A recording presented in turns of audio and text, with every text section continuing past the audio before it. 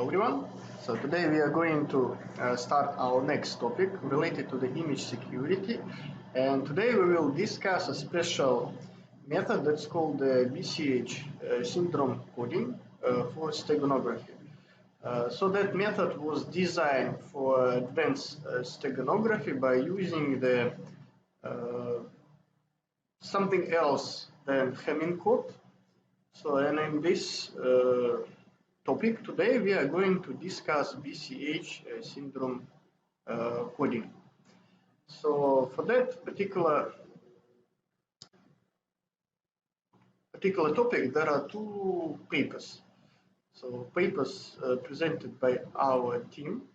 So, both of them they're pretty old now, but conceptually they giving the perfect understanding of the BCH coding and the way how to use the error control coding for data hiding. And compared to the Hamming code, so the methods what was used right here is more advanced and giving the more uh, reliable way of handling or solving the steganography problem. So the first paper, this is the heuristic optimization coupled with the BCH syndrome coding, and that another paper is about the general calculation related to the BCH syndrome coding. So today we will mostly focus on that particular paper. So, okay, so what is the outline of? So we will study BCH syndrome coding data hiding. So because again, the general idea of any kind of coding is to correct errors. So and originally BCH has been designed to correct errors, and that was not designed for data hiding. And in order to hide data, we need to like redesign some part of the BCH encoder decoder just in order to make that particular data hiding possible. So, and there are a few different items what we will like discuss in terms of the data hiding approach. So, for example, data hiding possible because we can use the specifically designed lookup tables like to process the necessary calculation. So that's why like significant portion of the discussion will be about the lookup tables for BCH. And as you can see here, we will have to solve the quadratic and cubic polynomial in the Galois field. So here the important note is that, so compared to the general Hamming code, so what was the task previously? So the BCH is operating in the Galois field. And we will need to briefly discuss about the Galois field calculation. So now, after that, lookup tables will become clear, so we can discuss details about the data hiding as well. So, and with some examples, we will discuss that particular data hiding. So examples, for sure, conclusion. Okay, so in order to process BCH data hiding in efficient manner, so technically we will need to know three general approaches. So the first is the matrix encoding. So the matrix encoding we already discussed before. So modified matrix encoding, what we already discussed. So and the BCH coding, but in that particular approach, so we will not use directly the method design before, so we will mostly focus on the methodology designed by us for the BCH coding. But again, as the reference, maybe better to just knows that there is one more algorithm like to process the BCH encoder decoder for the data hiding purposes. Okay, so and now we will need to go through the details about the BCH coding. So related with the like error polynomial, lookup tables, and all other stuff, what is very much important for that particular research. So research related to the data hiding. So, but before we will start doing that, maybe better to go through some sort of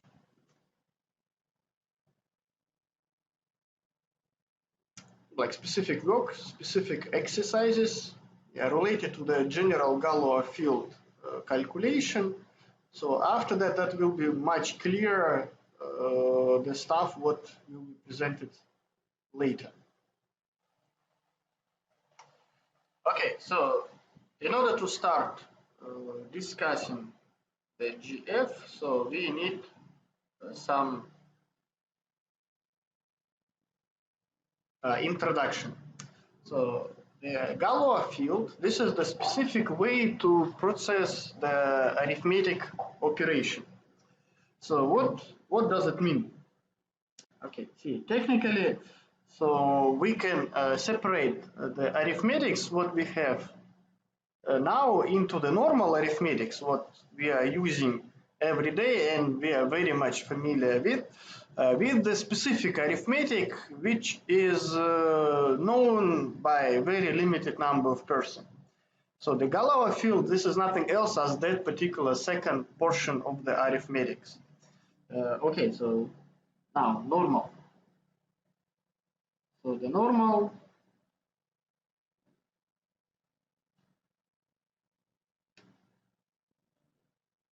so the arithmetics. So what is the normal arithmetics? So we know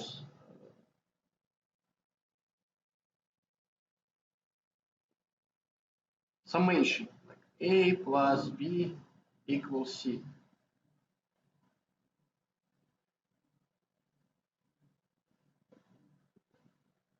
Multiplication. A multiply B equals C. And so on.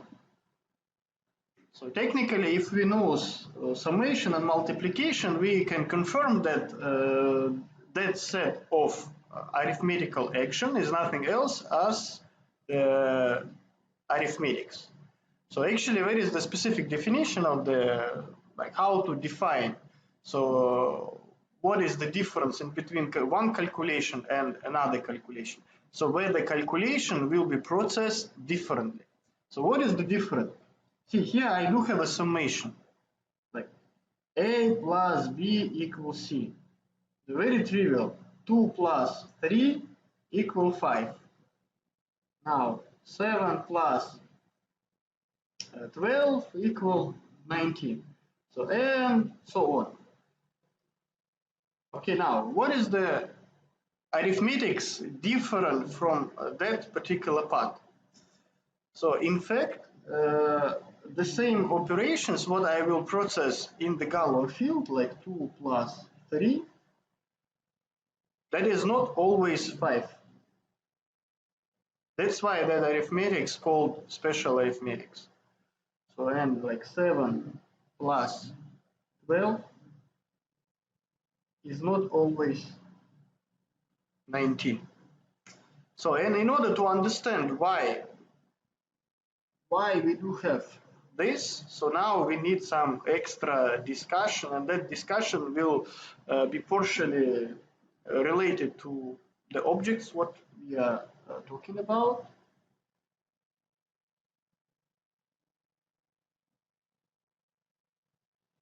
Okay.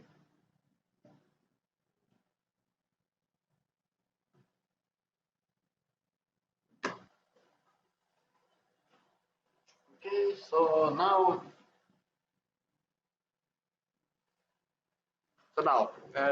how can I briefly define the Galois field? So the main point here will be again summation.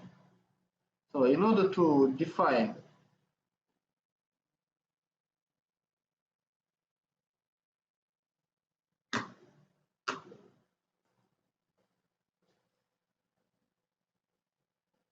summation. So here that should be like A plus B. So the point is that in the Galois field, A and B, this is not always the decimal numbers. So in our case, as long as we are talking about the BCH coding, so the GF will be the binary. So here I supposed to add like binary or the GF2. So usually we add M here. So with the M, so that will be the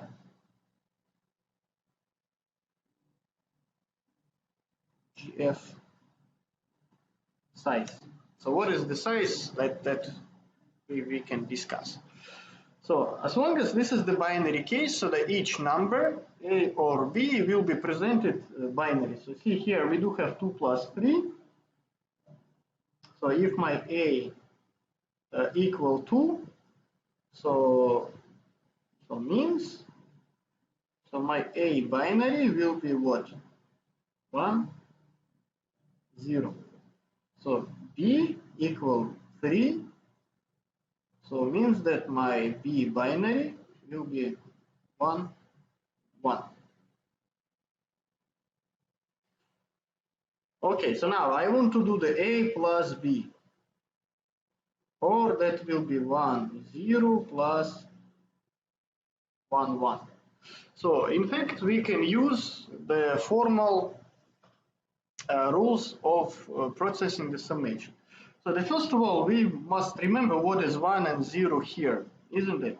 So this 1 is nothing else as like 1 multiply 2 power 1 plus 0 multiply 2 power 0. Okay? So that will be our 1, 0. Okay, so the next one will be 1, 1. So the 1 multiply 2 power 1 plus 1 multiply 2 power 0. So this is our 1, 1. Okay, so and now we can combine. See, here will be the 2 multiply 2 power 1, isn't it? See, here there are 2. Plus 1 power 0. So, and through the calculation, so here we may set that this is 5. So the problem is that this particular 2 here in the binary case doesn't really mean multiply by 2 because so see in reality, like if I do have a binary GF, so if I do have a binary GF, so that 2 doesn't make any sense. My coefficients must be only 0 or 1, isn't it? So, and technically okay, so 2 multiply 2 power 1. So what is this? This is the 2 power 2. So, but what is the 2 power 2? So in binary, this is the 1, 0, 0. So, and remember our 5 is what? So the 5 is the 1, 0, 1. So, but see our numbers A and B. So the maximum what we have is 2. So technically here we are talking about M equal to. So that's why we do have a GF size. So GF size became important for such kind of calculation. So, and now multiplying by 2 means something else. That's not exactly like one number plus another number. So that is that we must convert it in terms of the binary form. So, and in the Galois field, where is the one part which is very important? So 2 multiply. So the 2 multiply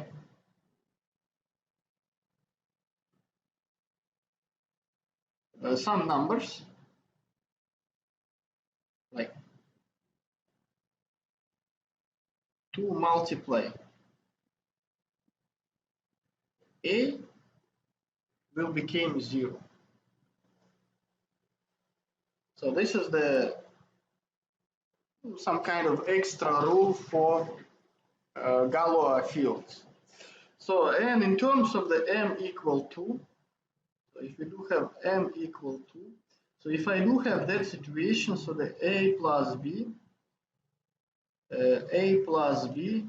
or 2 plus 3 will become what? 1. So 2 plus 3, instead of having 5, we will have 1. So again, so y, so right here, so that numbers will become 0, so in our code will become 0, 1 in binary. So and finally that will be our the final set of numbers. Okay, so now maybe that particular part is not pretty clear now.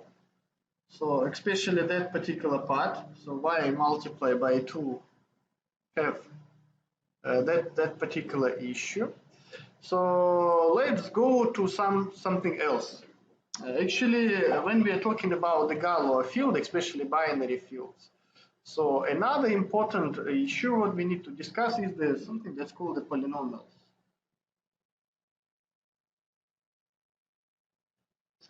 So the polynomials for the Galois field has been designed in order to better understand what kind of operations are going on through our new arithmetics. So technically here, my a, which is 2, so instead of presenting as 1, 0, so I can present it as x. So see here those different coefficients, what we have, 0 or 1. So we can combine with the polynomial shape. Okay, so in the polynomial,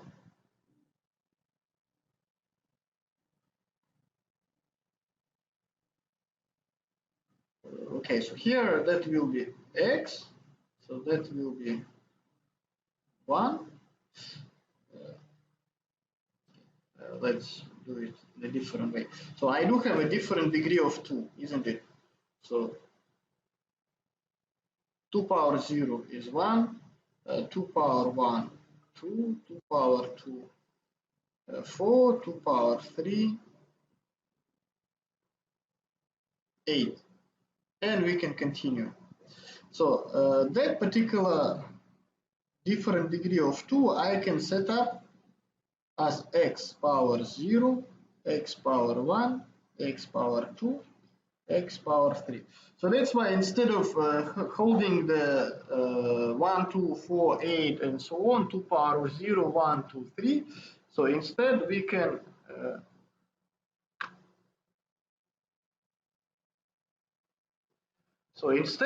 use the polynomial. So that one is 1. So that one is x. So that one is x2. And that one is x3. So now the different numbers I can present using the different polynomial. Okay. So for example, the number 5. Okay. So here let's set up that my m size m is let's say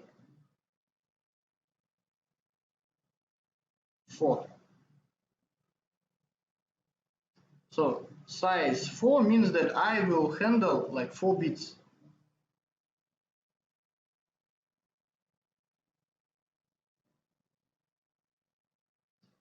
So 4 bits.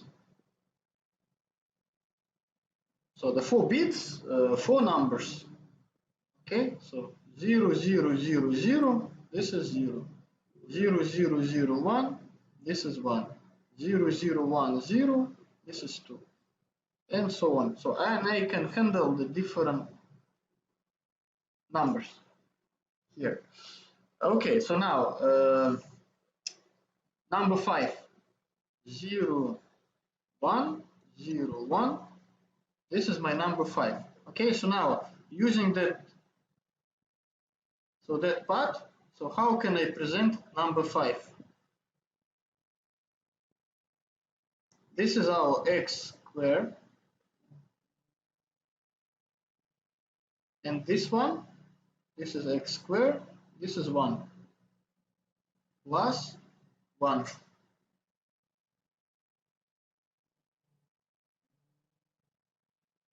Okay, so now let's present some other numbers. 7. So 0, 1, 1, 1. 7. So how can I present? So that will be x2 plus x plus 1. Okay, so now what will happen if I want to do this? 5 plus 7. X squared plus 1 plus x squared plus x plus 1. So what I will have? So 2x squared, 2 multiply x squared, isn't it? Plus x plus 1. So plus 2.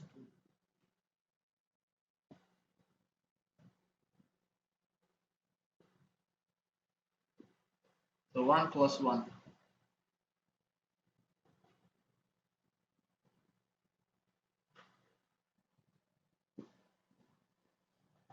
So remember, the any kind of to multiply any numbers will give us 0. So means that this is 0, this is 0. So finally my answer is x. So what is x? So let's see, the x is 2.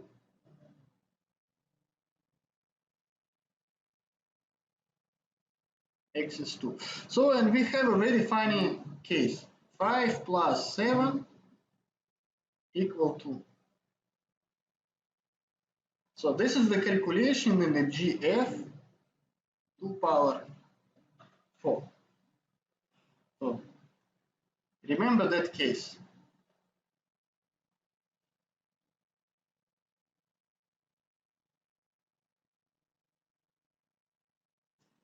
So now 5 plus 7, 5 plus 7, we got 2. So or 5, which is the x squared plus 1, this is 5. 7 is x squared plus x plus 1. So, and that looks not really normal, but how can we check whenever our calculation correct or wrong?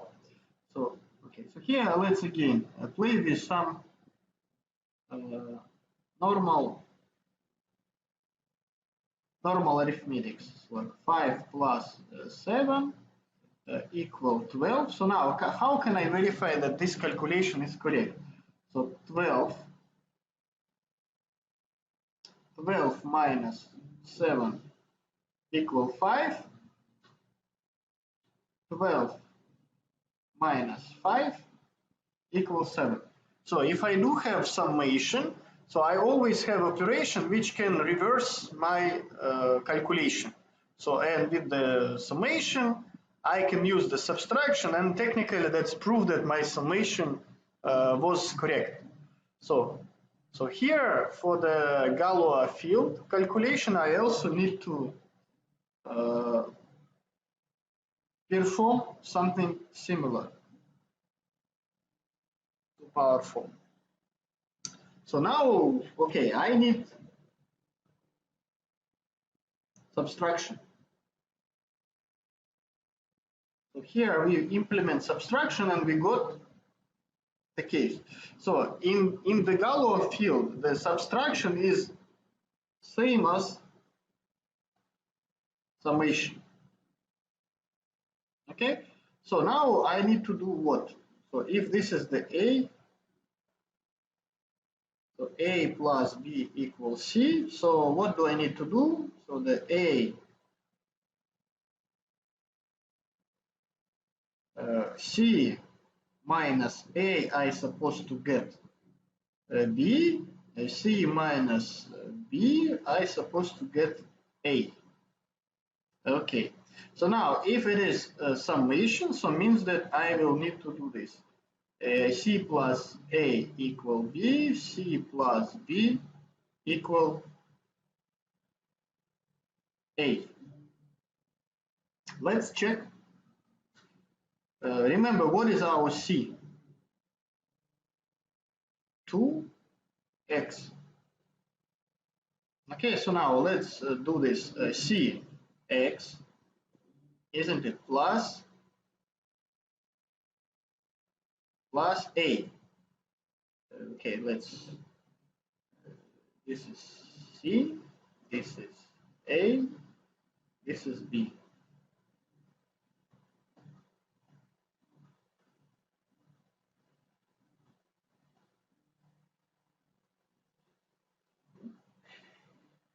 Okay, so let's do this. C plus A equal what?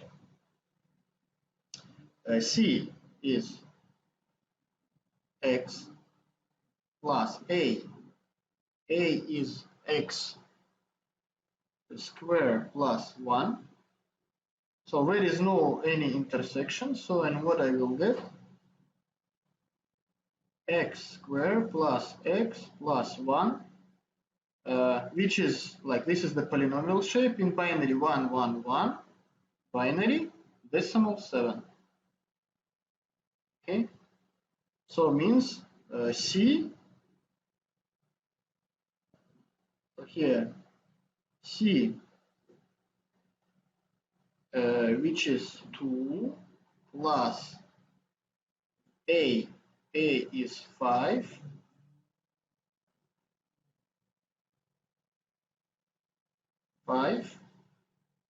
I got 7. So, but here I supposed to get B. B is 7. So then this is my C, this is my A, this is my B. 2 plus 5 equals 7. Yeah, technically this is the same with our general calculation. So now let's try another one. C plus B, I supposed to get A. So, or C, this is 2 plus B, B is 7, I supposed to get A, which is 5. Okay, so now that looks strange. So, but again, C is 2, B is, so C is 2, B is 7, A is 5. Okay, now let's check that. C x, B x squared plus x plus 1. Okay, so then I will have x squared plus 2x plus 1. So this part is 0. So that's why I will have x squared plus 1. So which is 1, 0, 1 in binary or 5. I got 5. So, and that's why here we are talking about the calculation. So the specific arithmetics. So if there is some operation, even very strange operation, will give us some result, but if that particular strange operation I can reverse using some other operation, reverse operation. So, and for those two operations, let's say summation and subtraction, so we will design a new arithmetics. So, and in that new arithmetics, 2 plus 7 equal 5, not 9. That will be 5. So the 9 will be result of some other numbers. So here for the Galois field, binary Galois field with different m, different size, summation summation is equivalent to the XOR logical XOR operation. So this is important. So that's why technically I don't need to do I don't really need to process summation. So instead I can process the XOR operation. So remember the XOR is the binary operation. So now let's try 2 plus 7 equal 5. Remember our m equal 4. So it means that each number must be presented in the 4 bits. 2, 0, 0, 1, 0. This is my 2. Okay. 7. This is 0, 1, 1, 1. Isn't it? So now I will need to process the XOR operation. So what I will have? 0, 1, 0, 1. This is 5. So through the XOR operation, I will get the same answer. So that's why the Galois field, binary Galois field, they are following the exact rules related to the XOR operation. So I think now the general concept will become clear. So we finished with the summation. I think now that became clear how to process summation in the binary, like with the binary fields. So as I said, this is same as the XOR operation, and that makes the summation subtraction, which is technically the same summation, be processed very easily, especially for the computers, because remember the computers, they focus on processing the binary operation. So that is why the Galois field is quite popular now, technically in the information security, and we often use the Galois field for the general encryption. So again, why? Because those particular processes, they are native for our CPU, because the CPU is operating with the bit operation, which is again the main component of the Galois field calculation. So, but this is only the summation. Summation is easy. So what if we will need to process the multiplication? So now let's try with the multiplication. Okay, so again, Galois, no, let's keep 4. So the Galois field 2.5. Okay, so here is the normal.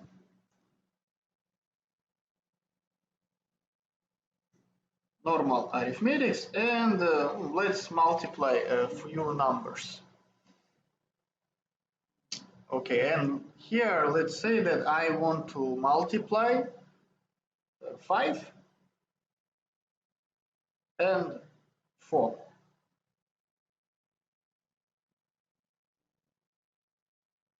So I will need to find the answer. So what will be the 5 multiply 4? So if I will process the normal arithmetics, 5 multiple 4, we all know that is 20. Okay, so now how can I verify? So I supposed to divide by 4. I must get 5. Okay, so if I will divide my 20 by 5, I will get 4. So, and again, that part give us the proof that if I do have multiplication, the multiplication is correct. Why? Because I can always process the division, and that division will give us some particular answer. Okay, now what is wrong here? So we already discussed the polynomial form. Okay, so and I know that 5 is binary 1, 0, 1, or polynomial x squared plus 1. Okay, so what is 4? 4 is 1, 0, 0, or polynomial form is x squared. Okay, so now what will happen if I will multiply that? So x squared plus 1, isn't it? So I will get what? X power 4 plus x power 2. So, and if I will process, okay, so what is this? So in binary form, so that will be 1, 0, 1, 0, 0. How many numbers? 5. So here m equal 5, but our m is 4. Our m equal 4, so this is impossible. I cannot have this number. This is illegal. So that number exceeds Galois field m equal 4. So it means that we will need to do something else. So in that else, in the Galois field, that's called the reduction. So, and that particular reduction is the prime operation in the Galois field. So in order to process the reduction, so first what we will need to define, that's called the irreducible polynomial.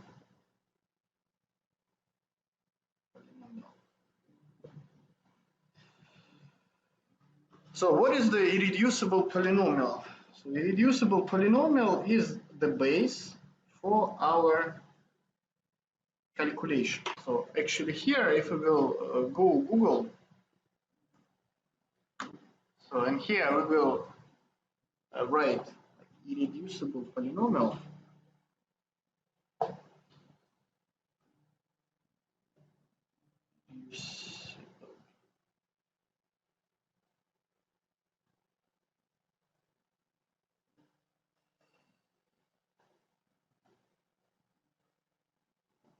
So irreducible,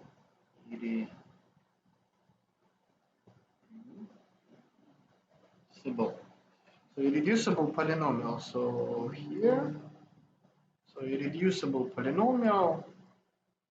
So like, yeah, there are a lot of definitions, other stuff.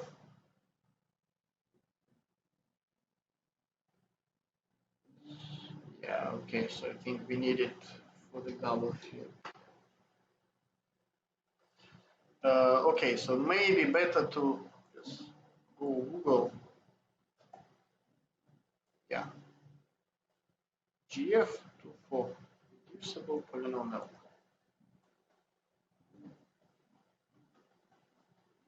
Okay, so polynomial.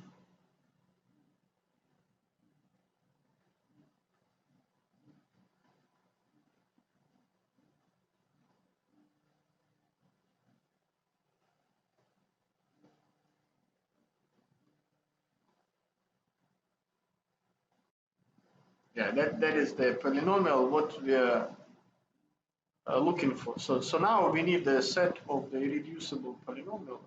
That's what I want to find. Let's table.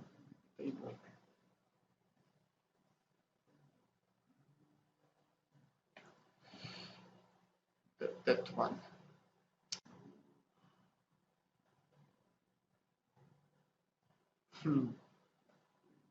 Yeah, that shape will not be good.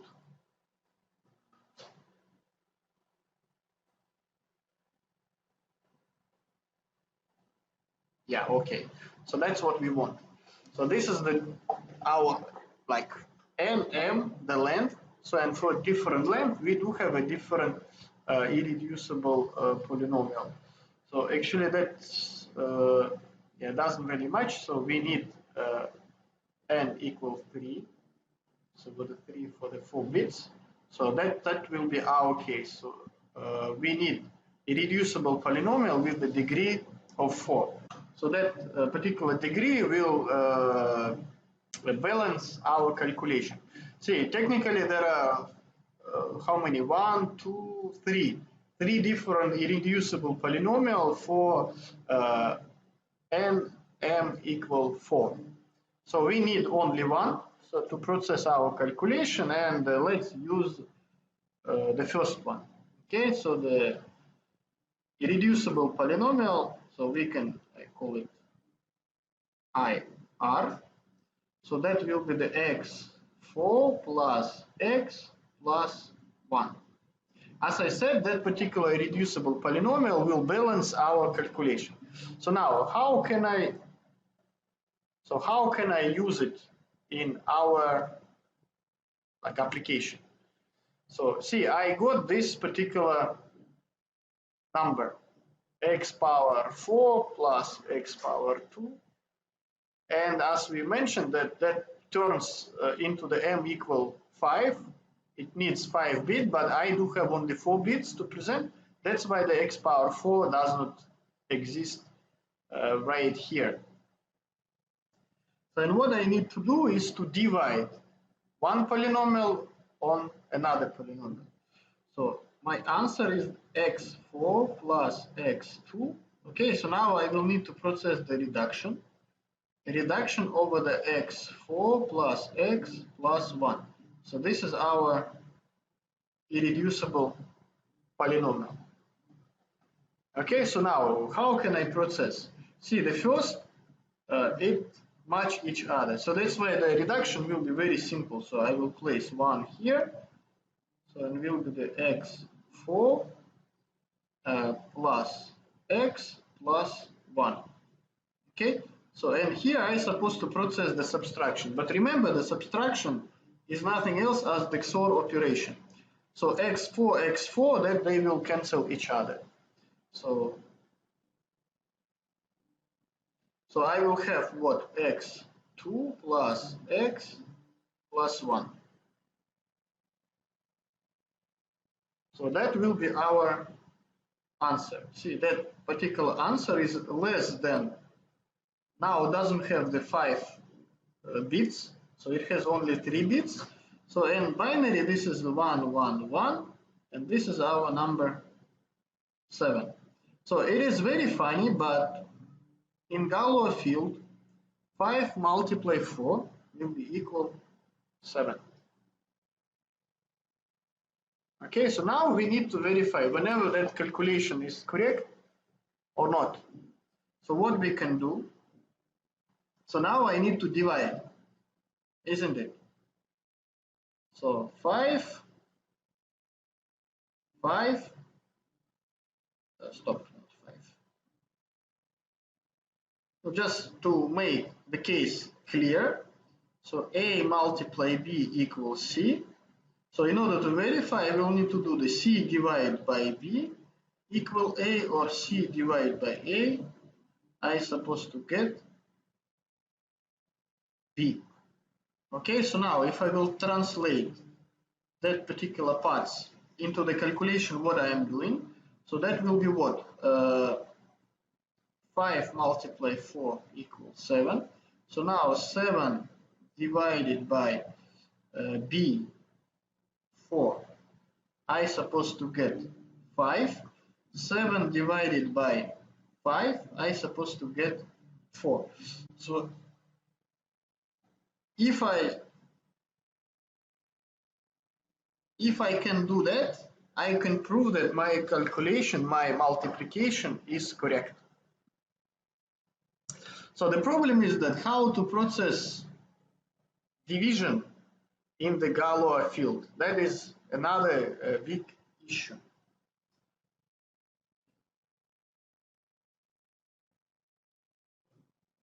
Okay, now, so in order to process the division, so we will have to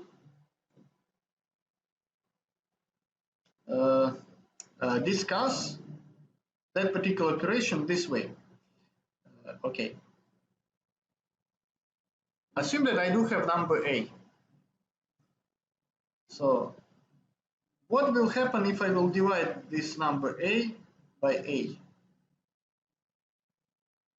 The formal arithmetics, let's say A divided by A. I supposed to get 1, isn't it? So how can I present that particular arithmetic action, arithmetic operation a different way? So I can do this. A multiply a minus 1 equal 1, isn't it? So now, what if I do have division in between two numbers? A divided by b. Like, I have no idea what is the answer, but the same procedure I can write as a multiply b minus 1. And here I supposed to get the answer. Okay? So this is the general concept for the division in the Galois field, and that concept that calls the multiplicative inverse.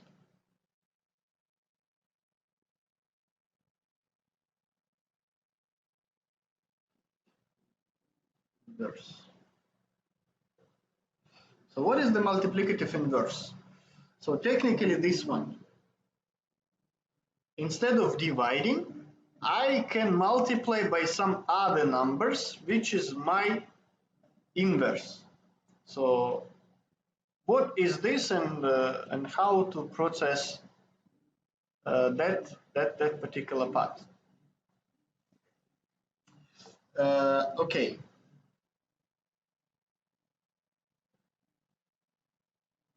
So in the Galois field, 2, 4, so I do have many numbers, isn't it?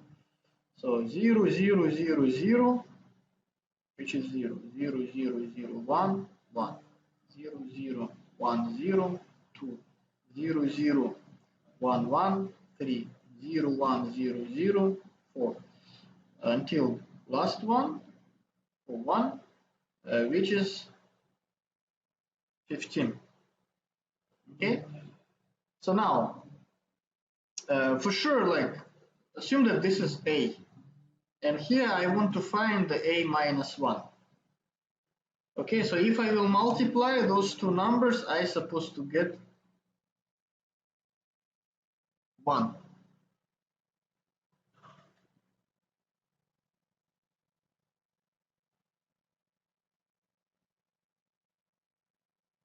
No, it's very, very easy. So if I do have 1, if I will multiply 1 by 1, I can get 1. And so on. So in case of 2, 2 I don't know. So see, if I will need to multiply that particular number 2 by something else, so and finally I supposed to get 1, isn't it? So I need to multiply by some other number. Let's like by some I. So finally I supposed to get 1. So if I can find that particular number, so such that 2 multiply that number, I will get 1. So means that we found that particular multiplicative inverse.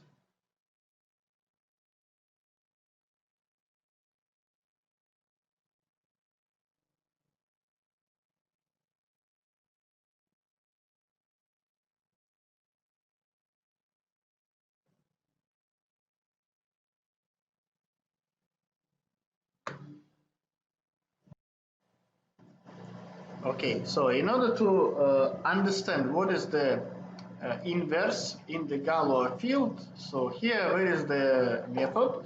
So how to calculate that particular inverse depends on the different numbers. Remember, so we will need to get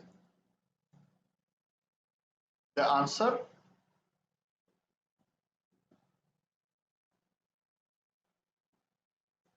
So such that the calculation in between like two numbers, so to two different numbers will give us 1. So here is the mechanism presented to process that particular calculation. See, what is the point? In the GF2 power 4, which is our case, GF2 power 4, find the inverse of the x power 2 plus 1. So the x power 2 plus 1 is what? This is our number 5. Remember that? So the number 5 is nothing else as x power 2 plus 1. So this is 5. So find the inverse of 5 over the modulo x power 4 plus x plus 1. This is our irreducible polynomial. So this is the way how does it work. So let's find the irreducible, let's find the inverse for 5 over the modulo x power 4 plus 1 plus x plus 1 arithmetics in terms of the Galois field. So and let's find the inverse for that number 5. So and the multiplication with that particular number should give us 1. So if it is 1, means that our calculation is completed. So and after that we can prove or disprove our finding. Okay, so the first, what will be better to do is to just let's go through that particular table. So the later we will come back to our case.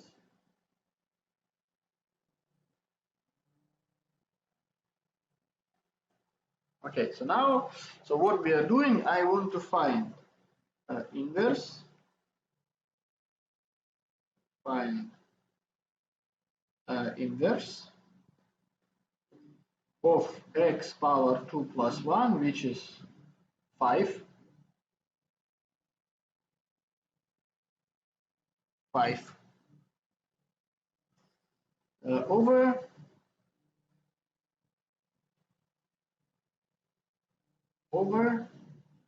x power 4 plus x plus 1. So in Galois field 2 power 4. So that's what you want to find. So and where is the procedure, the specific method, how to identify that particular inverse? So that method is given right here.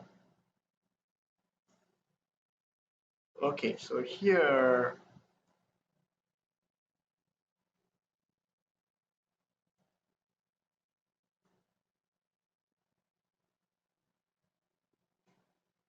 let's do it one by one. So in our case, we do have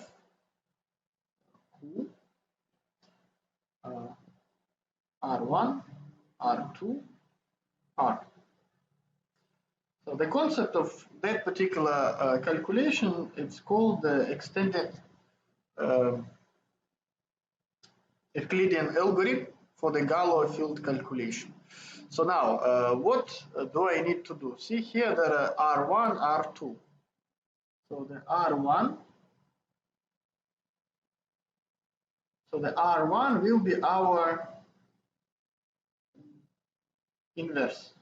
So the irreducible polynomial. So that's why I will write it here. X power 4 plus x plus 1. So R2, this is the number what we want to use in order to find our inverse. X power 2 plus 1. Okay, so now how to process?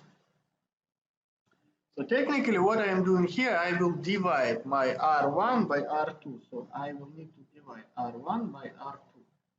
So what will happen? X4 plus x plus 1, I will divide by x power 2 plus 1. Okay, so see here is 4, so here 2. So x power 2 here, x power 4 here, so means that I will need to multiply by 2. So what will happen? X power 4 plus x power 2. So the answer will be the x power 2 plus x plus 1. Okay, so here, see the x power 2 same, so that's why I will use 1. So n will be x power 2 plus 1. So and now, if I will again process the XOR operation, all the same same components, x power 2 and 1, will be cancelled. So finally, I will get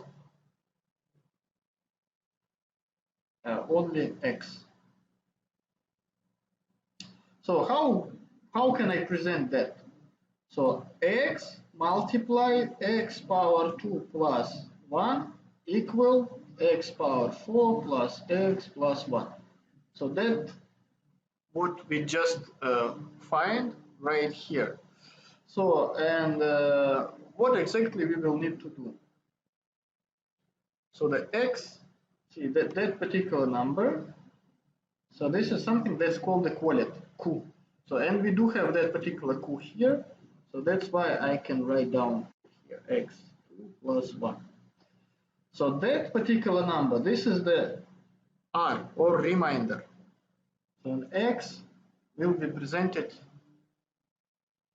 here.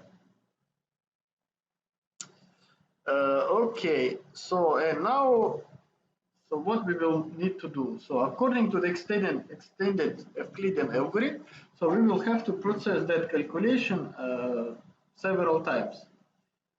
So and that number I will neglect. So that number is moving here. So R1 became R2. So x2 plus 1. R became R2 x.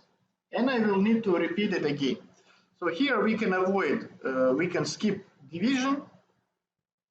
So because now that will become trivial. So and what will be the quotient is x.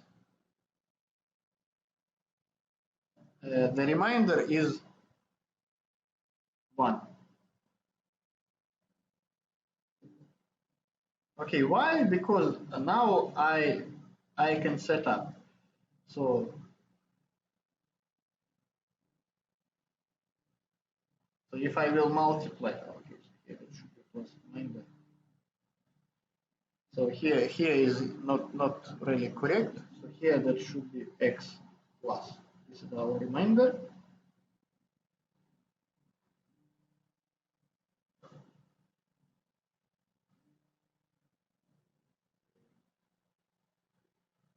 Yeah, and here, yeah, sure, that's not correct.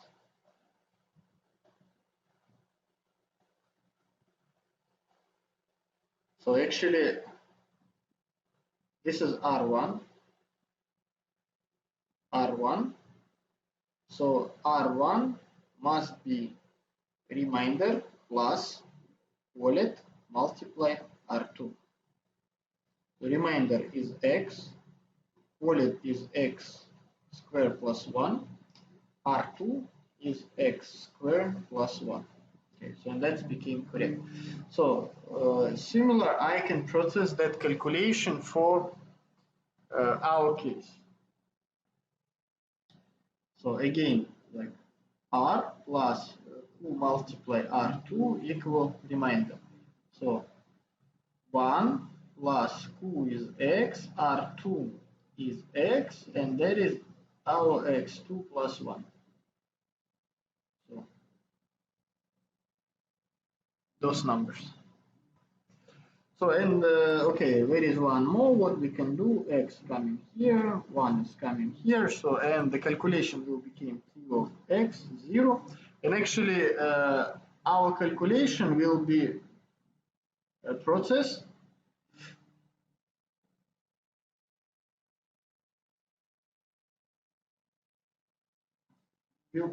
until I will get 0.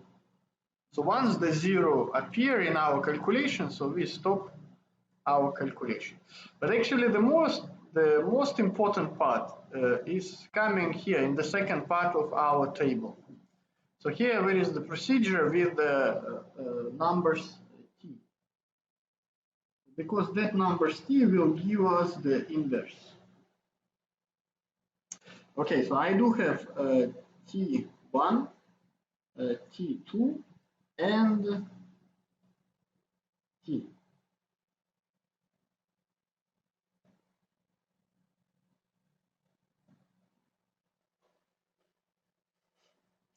Okay, so now what is that numbers t about. So here, where is the calculation related to calculating the t. So our t will be the t1 plus q multiply t2. Okay, so and when we start, as default, t1 is always 0, t2 is always 1. So what will be the first calculation? So here is 0 plus q is x squared plus 1 multiply t2 is 1. So that's why the answer will be the x power 2 plus 1. So x power 2 plus 1. What will be the next? So the next will be the same operation. So what we did before. So that 1 is coming here. So the x, the 2 plus 1. So our t2 will become t. So and now I will need to calculate, process that calculation again. So and what will I have here? So t1 1 plus q.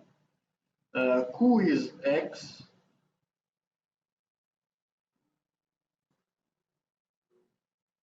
Q is x.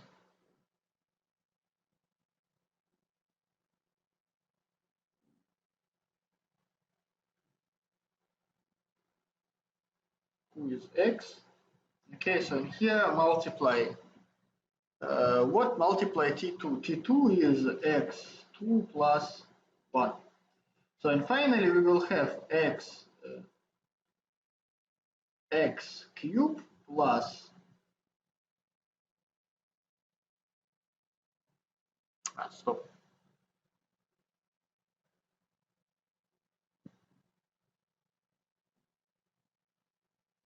X cubed, yeah, x cubed plus x plus 1. X cubed plus x plus 1. Okay, do the movement one more time. So here will be x2 plus 1. So here will be x3 plus x plus 1. Okay, so now let's calculate what is here.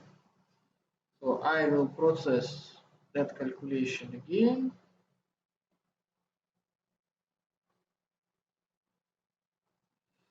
So t1 is x2 plus 1. Q is x.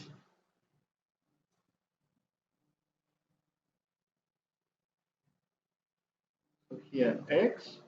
And t2 is the x cubed plus x plus 1. Okay, so here will be quite complex calculation. So x2 plus 1 plus x4 plus x2 x squared plus x. Okay, see what is happening here.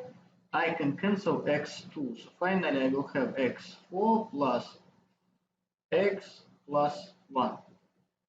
So what is this? This is our irreducible polynomial. So if I will present, like if our answer is the irreducible polynomial, so in the Galois field, that means 0.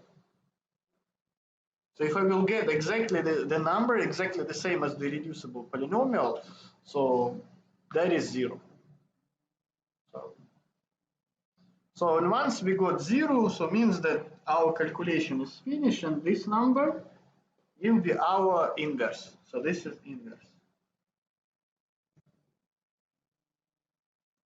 Okay, so now how can I check whenever that inverse will give us the correct calculation or not?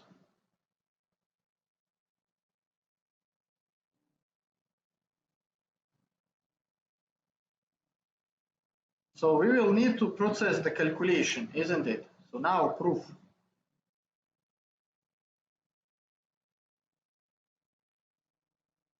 So the proof. So how can I prove? My A was x plus x squared plus 1, 5. Okay. So now my A minus 1, this is inverse. is x3, like x power 3 plus x plus 1. So yeah, the binary is what? So this is the 1, 0, this is 1, 0, 1, 1. 8, 4, 2, 1, 11. Okay, so how can I prove it? A multiply a minus 1, I supposed to get 1. So if it is 1, means that the calculation is correct. Okay, so in our case, a is 5 multiply 11, I supposed to get 1. Okay, so in case of the polynomial, x power 2 plus 1 multiply x power 3 plus x plus 1. Okay, so now let's do the calculation. X 5 plus x cube, so this plus x squared plus x cube, so this and this, plus x plus 1. Okay, so now see what I can cancel is this number and this number. So finally I will get x5 plus x squared plus x plus 1. Okay, so see here I do have x power 5, so it means that my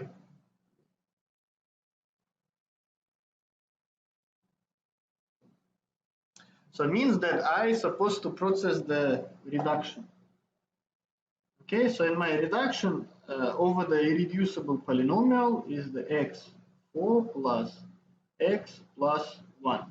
Okay, so see here is 5, mine is 4, so that's why I will use x.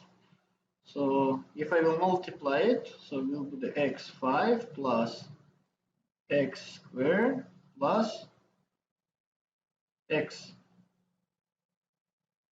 So what will happen? So if I will process the XOR, so here 0, 0, 0, 1.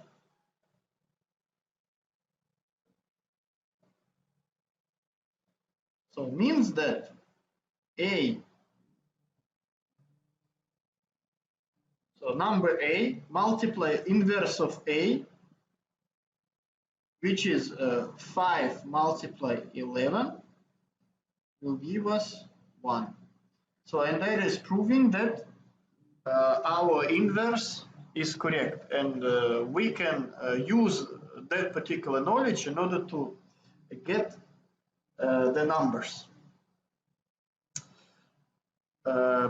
Okay, so this part is finished. So now we can come back to our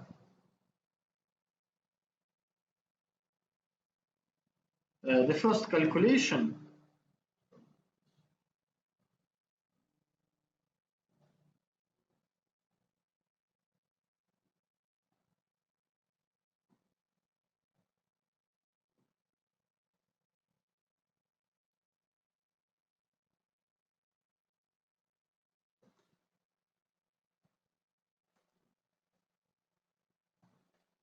So to that particular slide on our calculation, see here what we want to do for the different numbers in the GF 2/4 to calculate the inverse.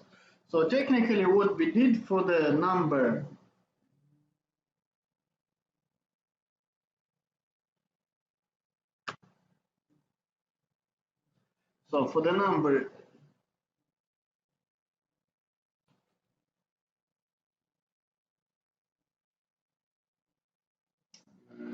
yeah.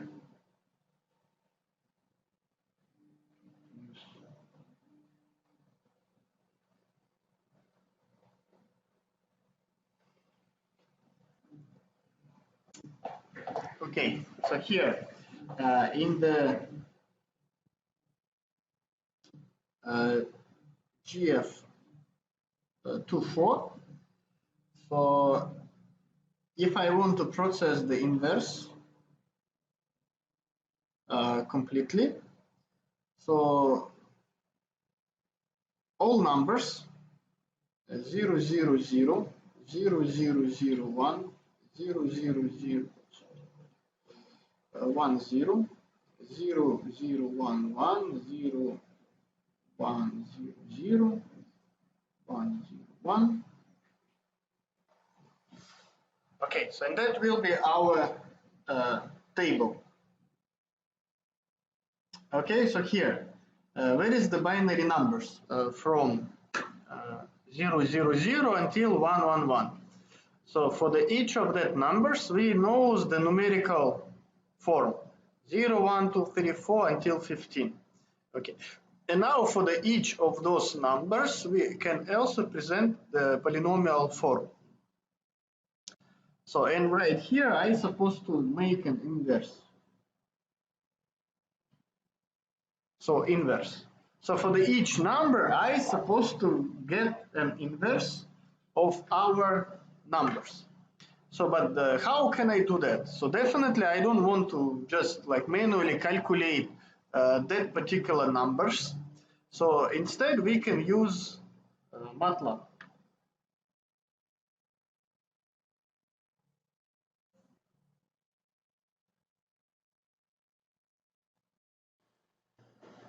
So for the number 5, we already found the inverse. So we can see it here. See for the number 5.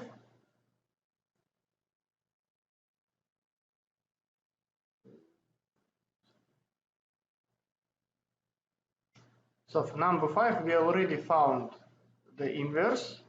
So this is 11. So if I will multiply 5 by 11, so over the Galois field with the reducible polynomial x power 4 plus x plus 1, so we will get 1. So it implies that if I will multiply those two numbers, this is inverse. So and finally we can get answer 1. So this is the first part. Okay, now. So for number 5, I can write. So the inverse is 11. Okay, so and here the 11, the polynomial part will be x power 3 plus x plus 1. So this is 11. So for the all other numbers, I can also find the inverse. Okay, so now how to find inverse? So definitely we can try that manual way to calculate the inverse, what we just try now. So instead, I will recommend us to use MATLAB. So technically what we need, just fulfill that table. Okay, so here GF.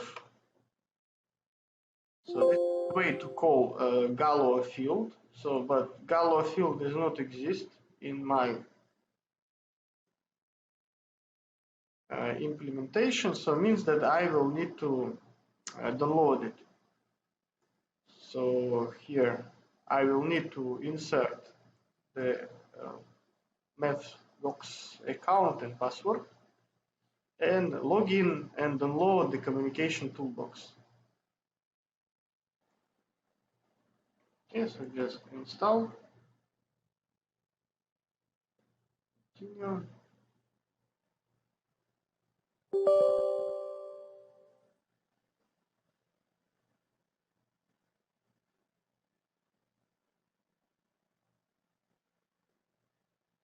Next.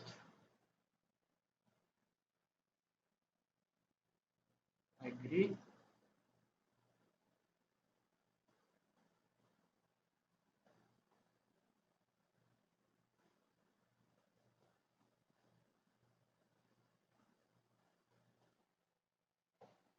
Next. And it starts installing. Okay, so installation finish. So just launch MATLAB. Okay, so maybe the source code we don't really need. How does it work? So in MATLAB, here in the command line, so we can write like GF. So in C it is saying that GF, this is the element in the GF2. So we can call for the help. So and this is how does the GF make ops.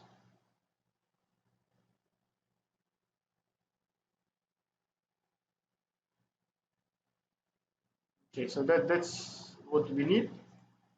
So the xm primitive polynomial. So right here we will generate the different numbers in the Galois field. Now, for example, here I can write like GF, let's say 5. So, and the next what I will need to do, I will need to provide this m, where the m, this is the number C from 1 to 16. So that will initialize our like GM field. So here our m is 4. So and right here we can see that the GF5, this is the number in the Galois field 2 power 4, where the 4 is m. And here it is also displayed what is the primitive or irreducible polynomial. So here d is our x, what we discussed before. So once again, if we will come back to our discussion, so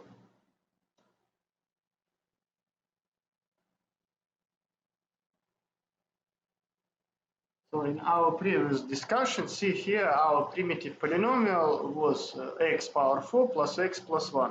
So d power 4 plus d plus 1. So this is the same. So if we want to change the primitive polynomial, so we will have to use that particular line. So where the primitive polynomial must be written in that particular form.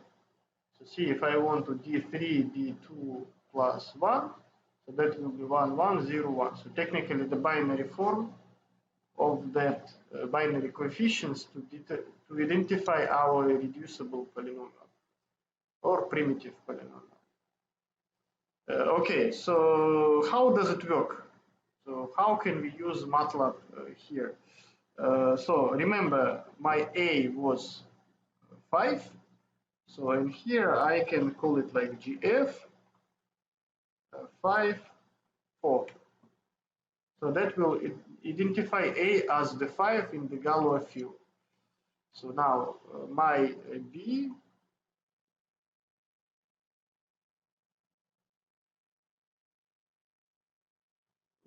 so what kind of calculation? Yeah, let's say 11.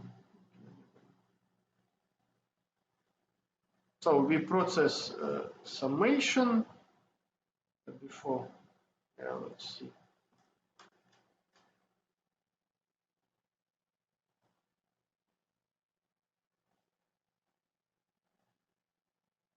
Okay, so here this is our division. So here we try to multiply. So here is the summation. Okay, so here we try what? 5 plus 7. Okay, so B 7. Okay, now see what will happen if I will do A plus B 2. So the MATLAB is processing that arithmetics what we just discussed here. So the manipulation will be done over the primitive polynomial x4 plus x plus 1.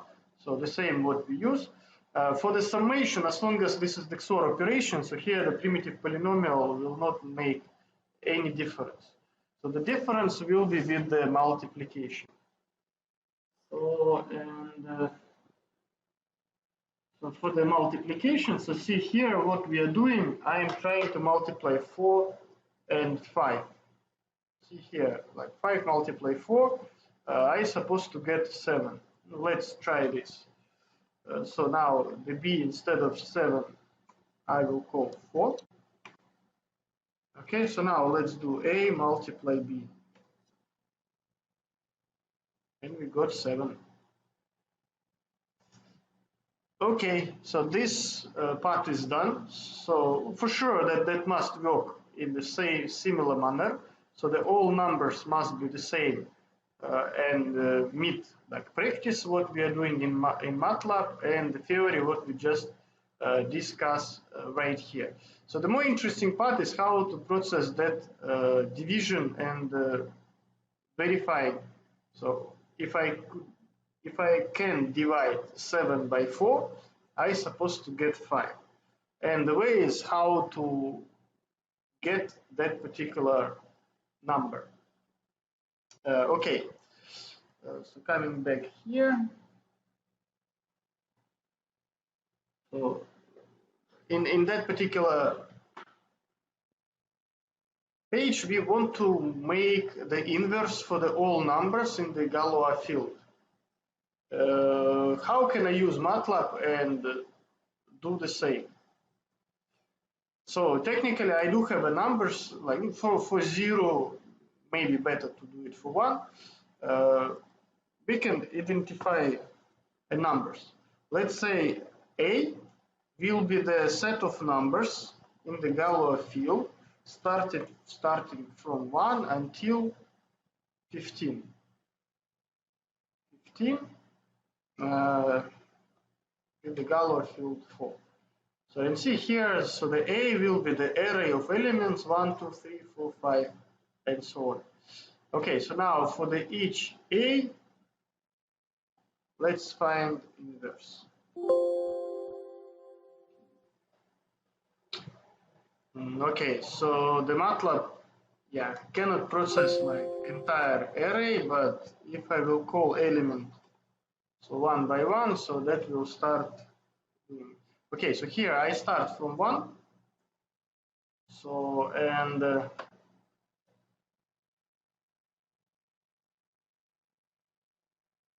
yeah, so like for sure for 1, that will be 1. 1 is 1. Let's do it for 2.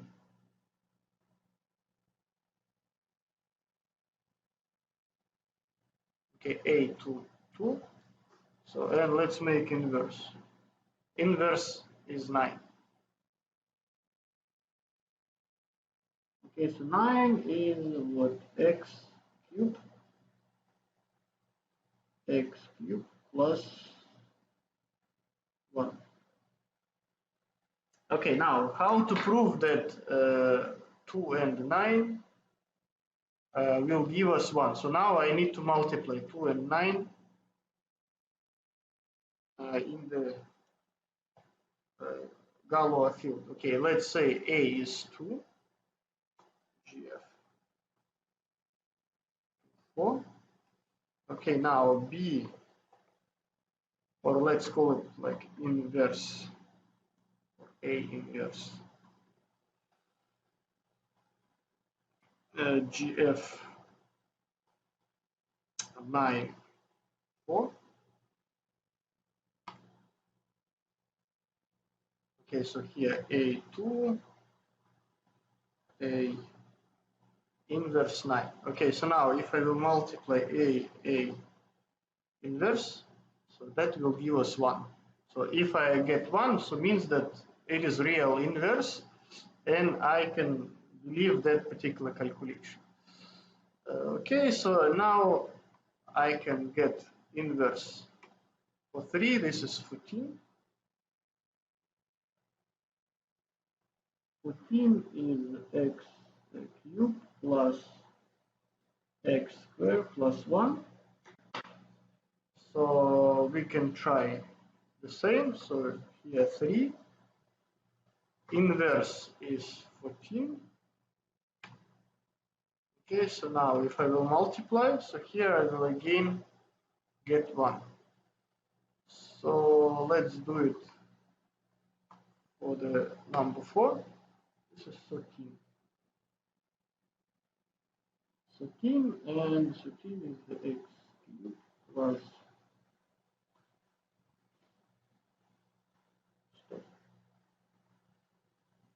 14 is x.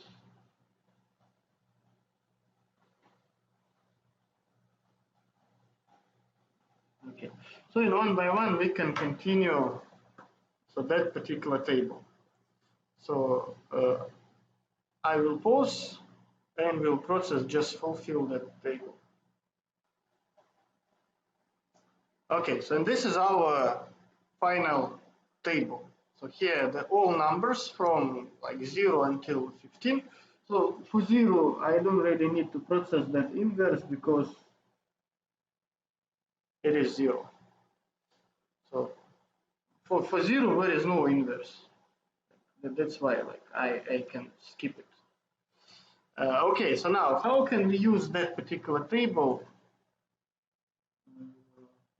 to process our calculation? See, so here what we try, 5 multiply 4, so and now equals 7, and now we need to process the division.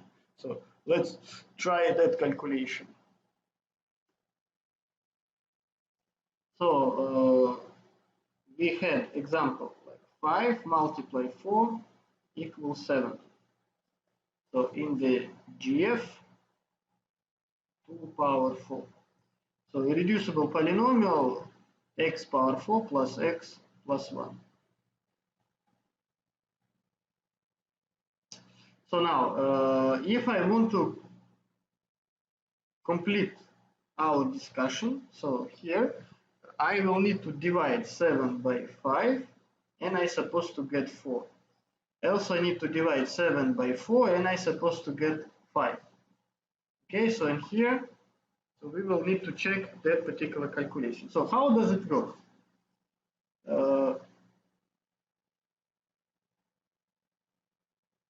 Yeah, let's start from the first one. 7 divided by 5. So how can I rewrite it? Multiply 5 minus 1. So we already tried before. So in general arithmetic, so minus 1, degree minus 1. So this is nothing else as 7 multiply 1 divided by 5. So which is again a common mathematical approach. So now, see that particular 5 minus 1, this is nothing else as the inverse of the number 5. In the general arithmetics, this is always 1 divided by 5. But in the Galois field, so this is different. And what we need to do is for the number 5, we need to find the inverse. So we already found that inverse. And the inverse is what? 11. So that's why here will be 7 multiply 11. So and what is that particular answer? Okay, so here,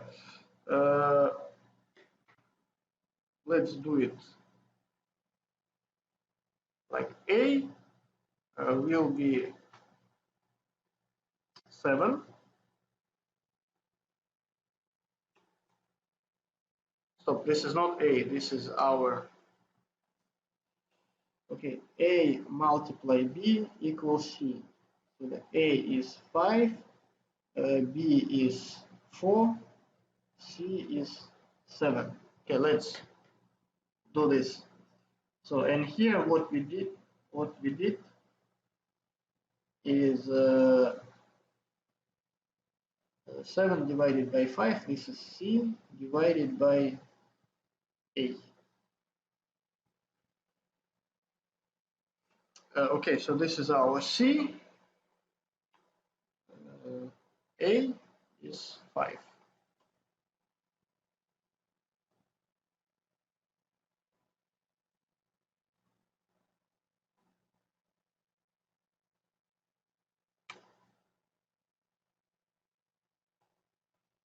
Okay, so for A, I need to find inverse of A. So A inverse, so will be inverse of A. Oh, we already know this is 11. Okay, so now I can process the division as C multiply A inverse. 4. 4. So see here, I got this number. So means that we finally complete our calculation, and 7 divided by 5 will be 4. So, and that's called our calculation here. 5 multiplied 4 equals 7. So if I can divide 7 by 5, I must get 4. So if so, means that our calculation is correct. And for instance, let's try to do the same for number b. So c divided by b, this is the 7 divided by 4, which is 7 multiply 4 minus 1, 4 inverse. So in our case, for the number 4, so here, so the inverse is 13. So 7 multiply 13, and what is that? Okay, so here, let's write b. So b is 4. Okay, let's make inverse of b. 13. So we already know this is 13. Okay, and now let's calculate. C multiply b inverse 5. Okay, so we prove it as well. Okay, just in order to make sure that the all calculation is right, because see here, this is just the MATLAB. So and we cannot make sure that everything is going right, so we can try to do it manually. Well, for example, let's try to multiply 7 by 11. So what will happen if I want to multiply 7 by 11? Okay, so 7 multiply 11. What is this? So 7, this is the x squared plus x plus 1, isn't it? So this is 7. 11 is here, x cubed plus x plus 1. Okay, so now let's multiply. So what we will get? X 5, so plus x cubed plus x squared plus x 4 plus, so I am doing this x squared plus x plus, and here this one x cubed plus x plus 1. Okay, so finally I need to have nine members. Okay, x5 is 1, so that's why we will keep it. X3, see, where is 1, x3, 2x3. So it means that, like, so we will need to cancel them. X2, 1, 2. So we will again cancel x2. Okay, x4 is 1, so that's why we will keep it. So we will keep x5, x4, x. See again, x here, x here. And we again need to cancel it. So finally our answer will be the x5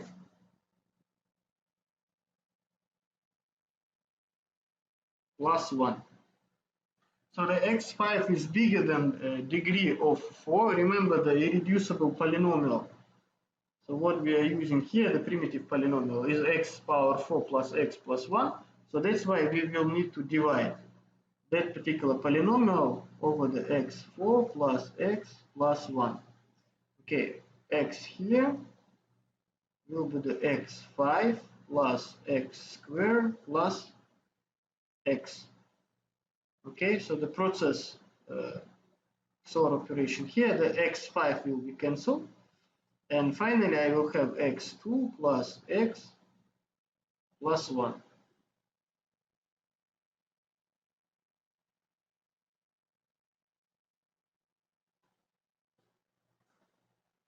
Okay, so here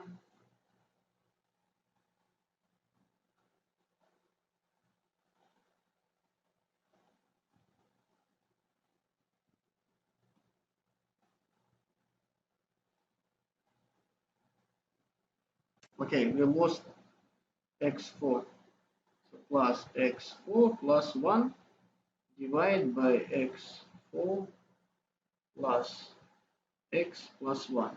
So place x will be the x5 plus x2 plus 1. So x5 we will cancel, will be the x4 plus x2. So 1 will be cancelled as to x.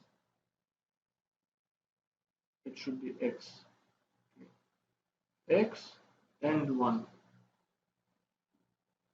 Okay, so and see those 4 same, so that's why we will place 1 x4 plus x plus 1. So and finally we will have like cancel x, so will be the x2. So x2 is 4. So this is our number 4. So finally, so we prove it. So it is still same. So 7 multiply 11, this is 4. So and like multiplication over the inverse is giving the number what I want. So here we try it in MATLAB because MATLAB is doing it inside. So all of those GF operations can be processed in the native layer. So and let's do this. 7 multiply 13. Okay, again, polynomial wise, that will be the x2 plus x plus 1. 13 is x3 plus x2 plus 1. Okay, so and now let's process calculation. X5 plus x4 plus x2 plus, okay, now x4 plus x3 plus x plus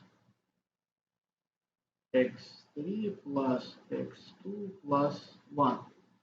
Okay, so after reduction we will have what? So I will have x5, x4, so I will cancel x4, x2 cancel as well, x3. So finally I will have only x and 1, so plus x plus 1. And now I will need to reduce it again using x power 4 plus x plus 1. So using x, x5 plus x squared plus x. So after reduction I will have x. 2x will be cancelled plus 1. So and this is what? That number 5. So let it equal 5 in decimal. And right here we do have 5 as well. So it means that those calculations for sure they will have to like compensate each other.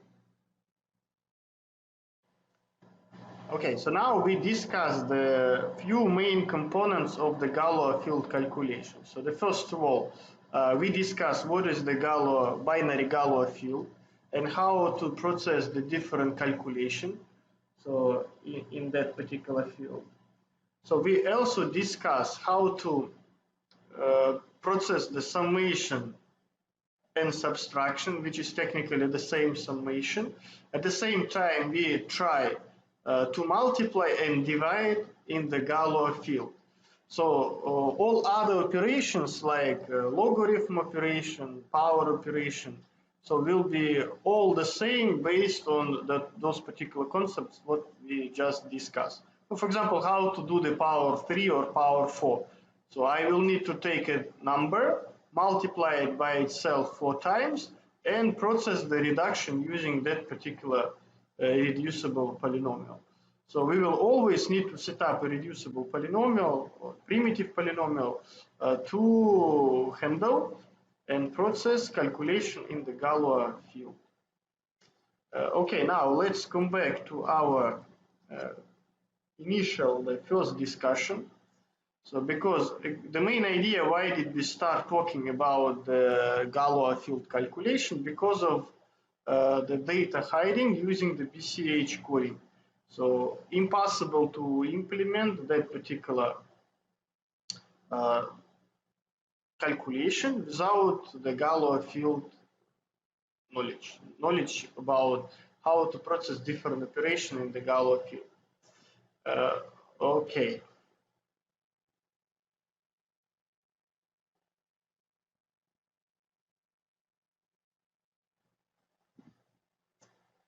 So here is the some side information about how to process data hiding using the Galois field arithmetics.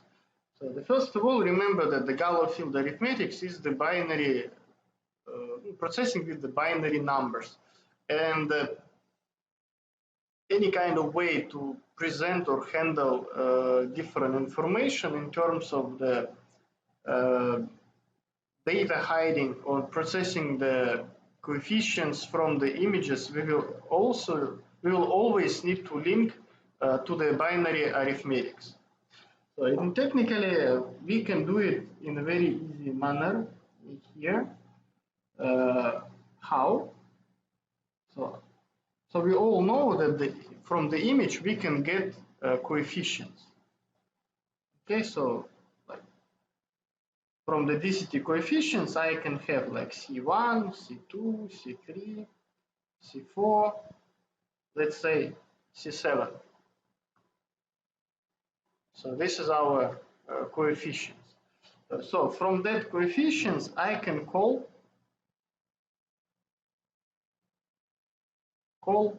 this significant bit. So if I'm calling the bit, so that will be the binary numbers. And we will get like B, let's start from 0. So I will have V0, V1, V2, V3,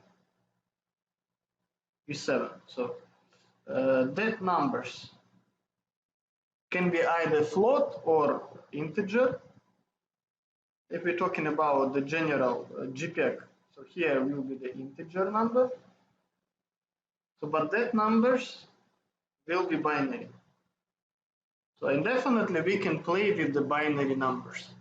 So, and once I will handle and modify the binary numbers, that will means data hiding in terms of the steganography.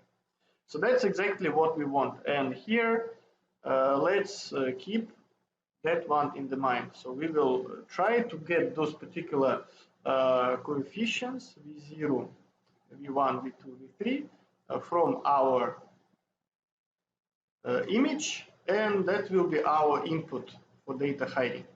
So how it can be presented in the polynomial way in terms of the binary. See, our coefficients again here V0, V1, V2, Vn.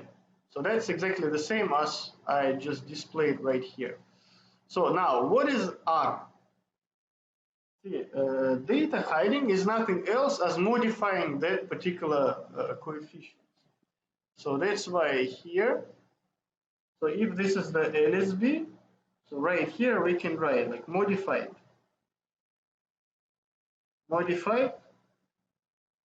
LSB. So this is not modified coefficient, this is the modified LSB. So, and what is the modified LSB? So here I can write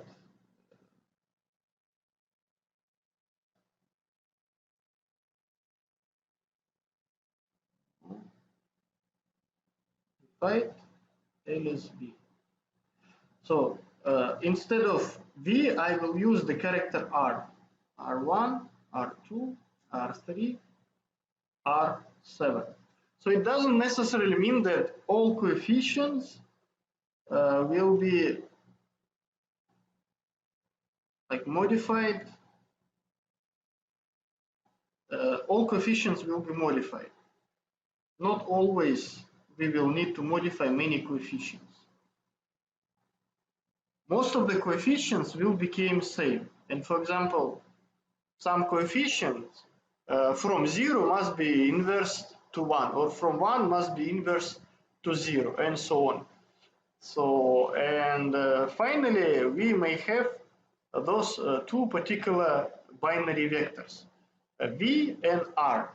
So again, some coefficients can be same, and mostly the coefficients will be same. So, but again, mathematically wise, we can present them with the two different vectors. Okay, now what is this? So similar to what we did before, instead of using the just binary numbers, I can combine that binary numbers with specific x with a different degree. So that x here is nothing else as the number 2. So remember, we can present binary coefficients in terms of the 2 with the different degree. So, but let's say instead of 2, I will use x. So sometimes in the Galois field calculation, so we can present that particular way. As long as we are talking about the polynomial, so we can do that. Okay, so as long as, let's say our m is 7, so n I will use like gf to 7. So n I will have only 7 coefficients. So now, C, this is my DCT coefficients. Let's say DCT coefficients will be 5. I cannot use 0, so 1 minus 1 minus 1, 2, 1, 1, minus 7. Okay, together 7 coefficients. Okay, now what will be my V? 1, 1. Okay, remember the negative coefficients, even if they are odd, so the negative coefficients, they are presenting different numbers with the different bits. So the minus 1 is 0, 2 is 0, 1 is 1, 1. So n minus 7 is 0. Okay, now how can I present that particular V in terms of the Vx, the polynomial? So right here, that will be our numbers. So this is the V0, this is the V1, V2, V3, V4, V5, V6. So everywhere where I do have 1, so that 1 will be presented with the different degree of x. So the first V0, see here, this is like nothing. This is x power 0. Next will be V1 with x. So that's why like V1 is 1, so we will have x. V2, V3 is 0, so that's why I will not display them. V4, that will be the degree 3, so that's why it will be the x power 3. 5, x power 4, okay, and V6, 0. So that will be my V. Okay, so now our way is to get R, isn't it? So if I will know what is the modified vector, so that will be my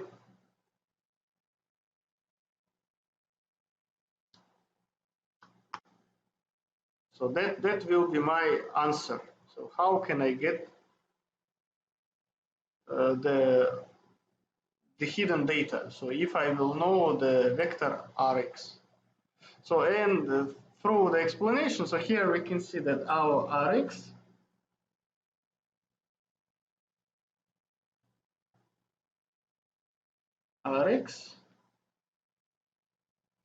is x plus ex.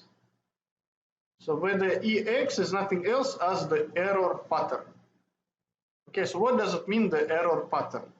So I will have a polynomial with a different degree of x, and that will means nothing else as the position of the coefficients what I need to modify in order to hide some data. So let's say, for example, my ex. So my ex is let's say 1 plus x5. So what does it mean?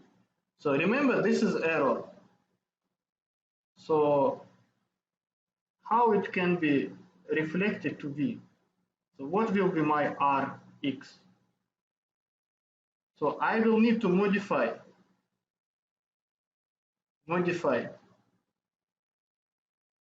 coefficient with the index 1. So like with index 0, this is 0, and 5, this is x5, this is this 6.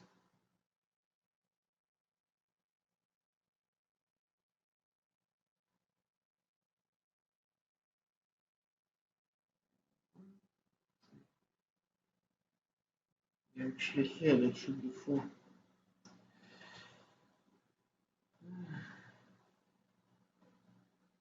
So the degree should be the same, like this is 0, 1, 2, this is the degree of x.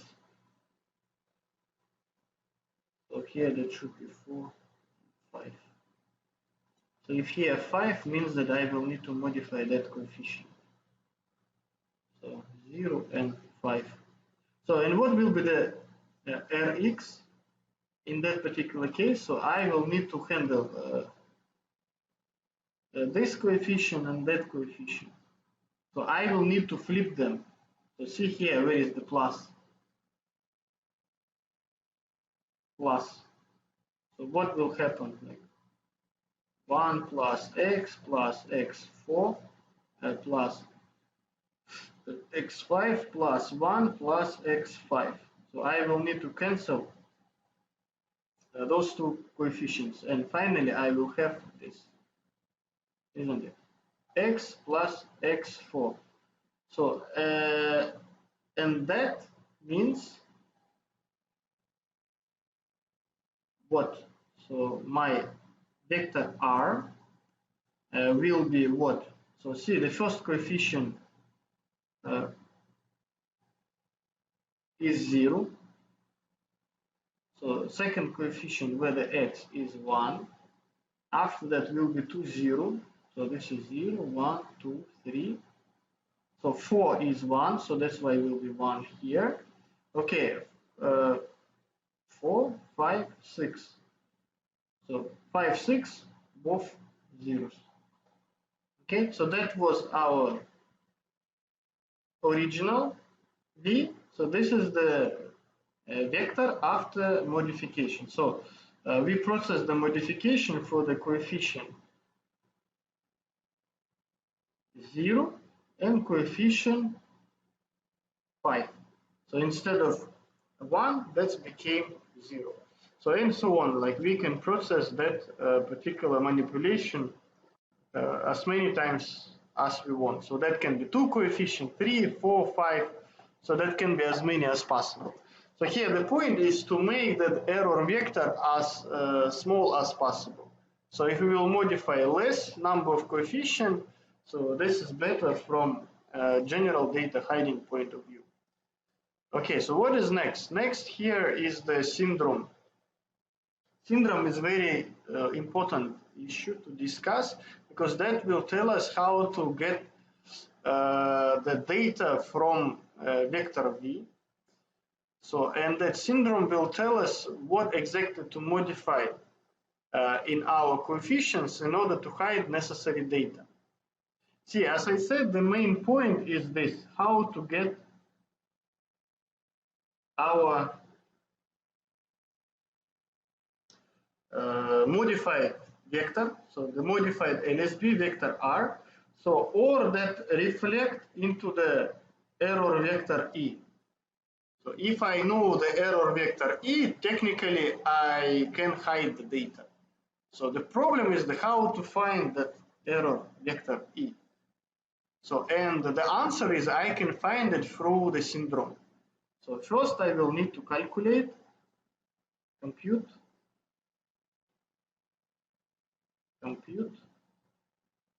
syndrome. So how can I compute syndrome? So S, that will be my message, minus V multiply HT. So something what we all not, so we don't know. So what is M, V, like only V, we know the V, this is the nothing else as our binary vector. So, but what is M? As you can see here, M is the message. H is the parity check matrix. So, like the parity check matrix, we will discuss slightly later. What is M? M is the message. So in our case, my M, so that parameter M, so actually here this is the capital M. So you can see this is the capital M. So the parameter M will define our Galois field. So, and this is 7. So, and the capital M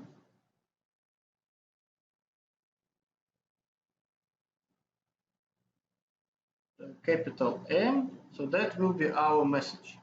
So our message will be the vector which contains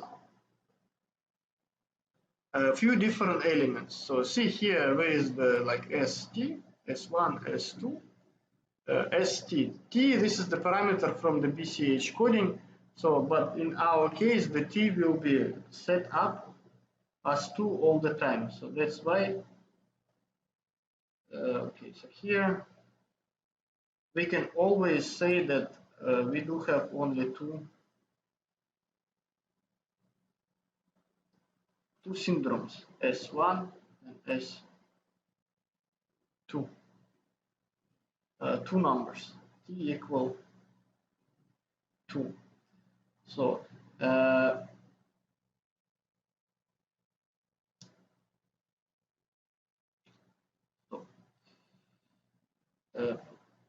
the message is two numbers, M1, M2. So M1 and M2 must belong to the numbers from 0 until 2 power M minus 1. So that's why, so together we can hide like our message size.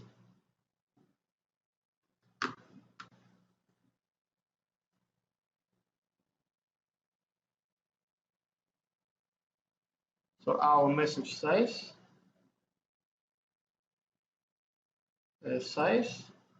so will be the 2 multiply M. So when the message 1, like message 1, this is 7-bit. Message 2, this is another 7-bit. So together that will be the message with the 2M. Okay, so that is, again, the message, this is something what is given. So V, this is something what is taken from the image. So only the point is how to get H. So this is the way to get H. So in our case, H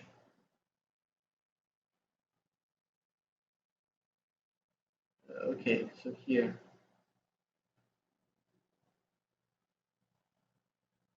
syndrome M minus V multiply HT. So we already identified that, okay,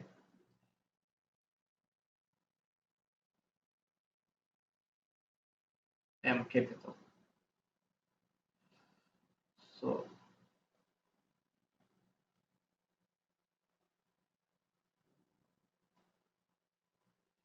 here M1, M2. So our like M, let's say is 7.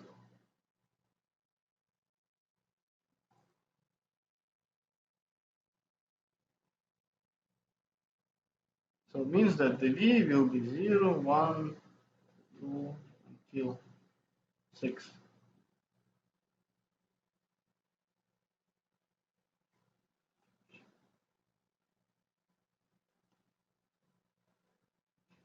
So this 6.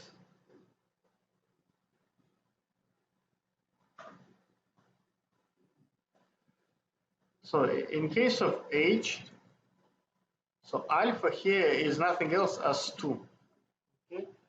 So that's why H, so that will be the different degree of 2. So the 1, 2, 2 power 2, 2 power 3, so 2 power 4, 2 power 5, 2 power 6. Okay, so here will be that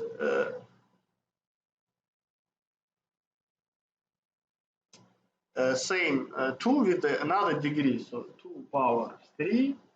So here I see that will be the 2 power 6, 2 power 9, okay, and so on, like 2 power.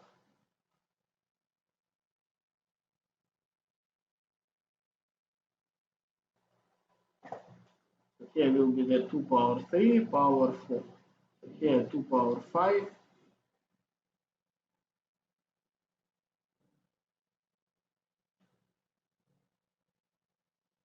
2 power 3, power 5, 2 power 3, power 6. Okay, so that will be our H. So and finally we can process the calculation. Okay, so now we can come back to MATLAB.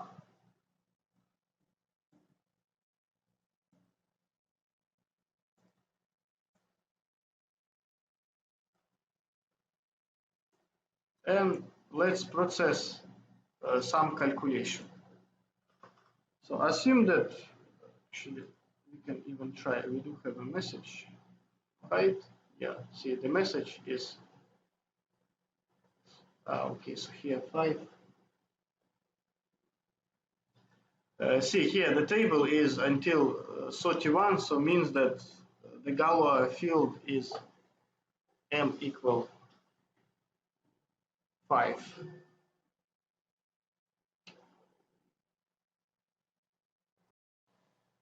Okay, first of all, one simple mistake.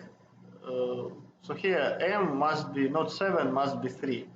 Okay, so in the message size, what message size and the block size, what we are talking about here, will be the 2 power M minus 1, which is 7. So that's why we do have a 7 bits block size, D from 0 until 6. So, and now we will need to define like how to process the calculation of H by using MATLAB. So here I already tried some. So the first, what we need to do is to create GF. So GF number 2. So the M equals 3. So this is our GM of the 2 power, like GF 2 power 3. So that's exactly what we want. Okay, now, so now my GF, the number 2, I supposed to power by numbers from 0 until 6. See, 1, this is the 2 power 0, 1, 2, 3, 4, 5, 6. Okay, so I will get that particular numbers. So that will automatically convert those different two power different degrees into the numbers in the range from 0 to from 1 to 7. Okay, and the next one, so the next line, see here will be the 2 power 3. I supposed to convert into the same array, like into the same manner. So what I need to just multiply that by 3. So that will be like 2 power 3 powered by 0, 1, 2, 3, 5, 6. So that will be our next cases. See this 3, this is the 2 power 2 power 3, 2 power 3 is here. 1, 2, 3, 4. 1, 2, 3, 4, this is 3. So we can check that at least it works.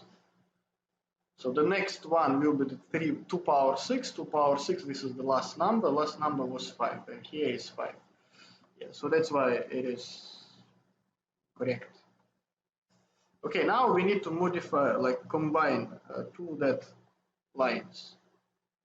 Okay, so GF 2, 2, 3 power. So in here that should contains two lines.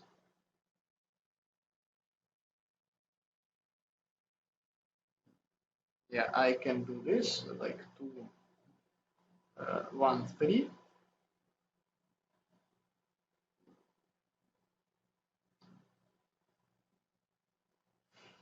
Okay, and that number this and multiply 0 till 7. Okay, so and that will be our stop. Not 7, I need 6. 6, this one. So that will be our matrix H. Okay, so the H is given. So the next what we need to do is to define our M and V. So the V we already tried. Okay, so our V was given here 1, 1, 0, 0, 1, 1, 0. So let's use that V. So let's say our V will be 1, 1, 0, 0, 1, 1, 1, 0.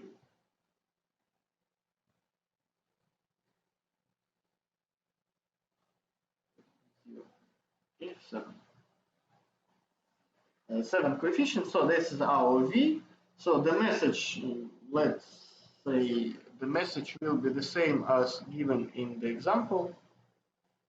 So yeah, we can use that message 7, 10. So we can even use the syndrome 10, 10, 14, but like we are going to calculate that. Okay, so let's say here my message. My message is array 7, 10. Stop. 10.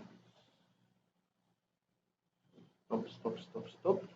So if I have 3, so I cannot have 10. Yeah, so that's why let's use something else. Well, let's say my message will be 2 and 5. So those numbers must be in the range from 0 until 2 power m minus 1. So which is from 0 to 7. Okay, so that's why 2, 5 meet the requirements. This is our V. So and finally we will need to process that equation and calculate our syndrome. Okay, so what will be our syndrome? So that will be our message minus V multiply H T. Okay, so message we already have. So V we have as well. So H we just calculated. So now we can calculate the syndrome. So again, coming back here.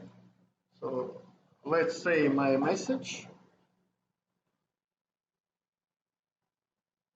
will be GF.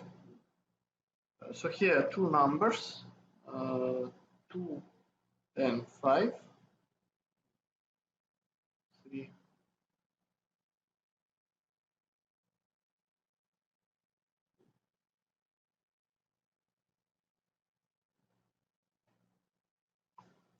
Okay, so our age I already have. So now I need vector v. So for the vector v, I don't really need to make it GF because this is already binary. So I can just call numbers 1, 1, 0. Okay, something like this. Okay, now we need to calculate our syndrome. So message minus, so v multiply age. Doesn't work, so that should be, yeah, okay, 0, 2. So this is our syndrome. So the after calculation, so here will be the 2, 5. So minus VHT, so I got 0, 2. Okay, so based on those two numbers, so we will need to process our calculation. So the way how to process that calculation is another interesting approach, what we are going to discuss here. So, okay, I think H now is clear. So the error polynomial.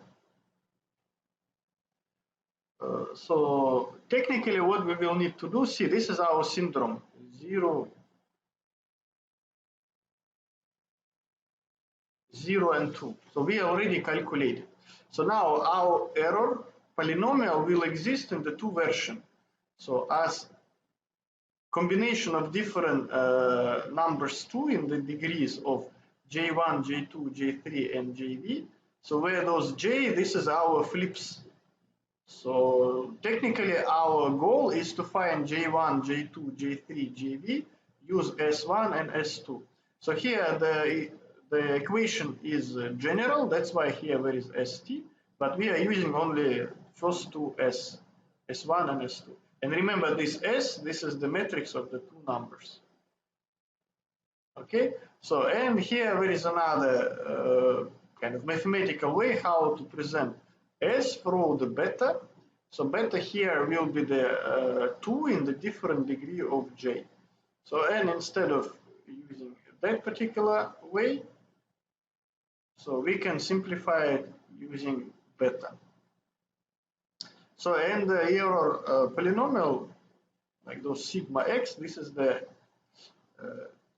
error polynomial, like similar to what we have here. See the ex, this is the x with the different degree of j, where the j, again, this is our flips.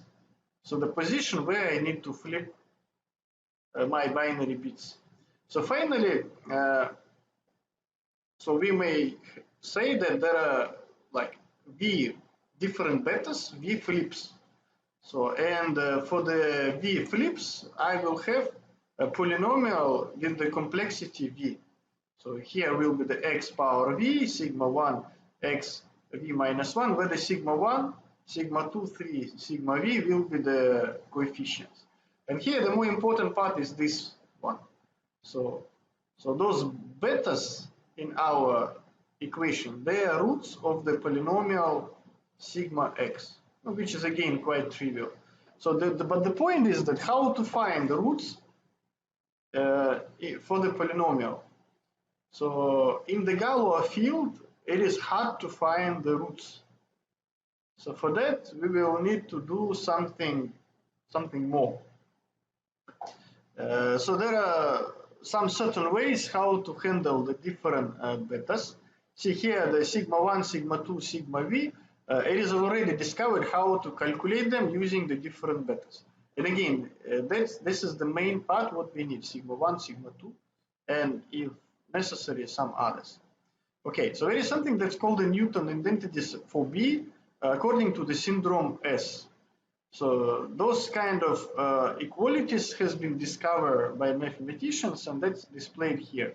Again, we don't need that the last line, so we need only those two lines. S1 plus sigma 1 equals 0, S2 plus sigma 1, and so on. So whether S1, S2, this is nothing else as our numbers. This is S1, S2. So technically our S1 equals 0, S2 equal 2. Okay, so by using that equation, what we can say? Our S1, our sigma 1 is 0. So we already found one number. So and now I need to find the sigma 2 and sigma 3. So but that gives us the problem. Why? Because S2 is 2 plus sigma 1 will be 0. So that's why I will ignore that part. So the next one here, see sigma 2 multiply S1, but S1 is 0. I will ignore that part. So sigma 3 equals 0. So means that my sigma 3 will be equal to, will be no negative numbers because here we are talking about the, so here we are talking about the binary calculation. So sigma 1 equals 0, 2 plus sigma 3 equals 0, so that's why the sigma 3 will be 2. So technically based on that information, we already know the flips, but that's very rare when we can get S1 equals 0. So we need a little bit more general approach. Okay, so and here there is some kind of summary. So what is the important part here? When we are hiding data, so I must define how many times, like how many coefficients I am going to modify in order to hide our data. So according to the BCH syndrome coding, the number of flips must be either 1, 2, or 3. So means that the error polynomial will have degree 1, x plus sigma 1, degree 2, this is x squared plus sigma x, sigma 1 x plus sigma 2, and degree 3, that polynomial. So again, remember the degree will tell us how many flips, how many betas I have. So if I do have one beta, I will need to flip one coefficient. Two betas, I will need to flip two coefficients. Three betas, I will need to flip three coefficients. And for all of them, we do have error polynomial. And again, if I do have three flips, so J1, J2, J3, that will be our flip location. The roots will be beta 1, beta 2, beta 3. So and the Newton identities will be always keep same. So and based on them, we will need to identify the roots. So here the tricky part that was discovered, how to handle, let's say, quadratic polynomial. How can I find the roots for the quadratic polynomial? Okay, so here the general way is presented here. So technically this is not different from this equation. So this is the same. So, but that was discovered that there is the relationship in between this certain polynomial and that certain polynomial. So, but see here, instead of the sigma 1, so here that coefficient y, like the variable y, doesn't have a component. Instead, there is the sigma 2 divided by sigma 1. Remember, we do have only two flips, so that's why it will be two sigmas. And sigma 1 cannot be equal 0. Now, coming back to our case, see? So what does it mean? If sigma 1 equals 0, so that means no two flips. There is no solution which may have two flips, but again, that we can discuss later. So now, how to find the roots of that particular polynomial fy? So there are two roots, must be two roots.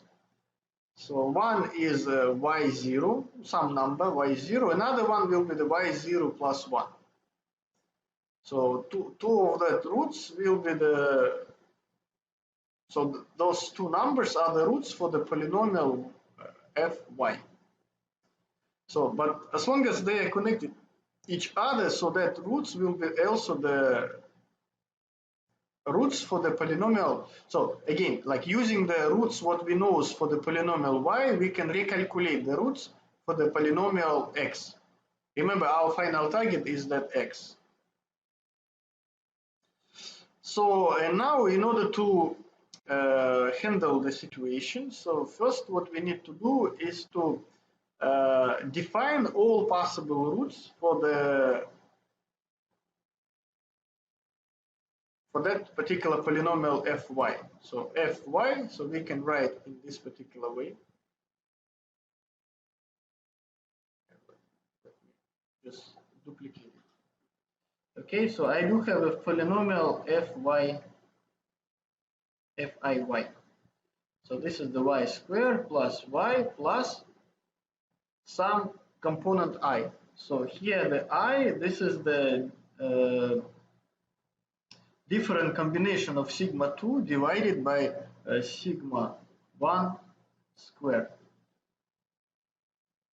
So, and what we can do, so we can get the table, lookup table.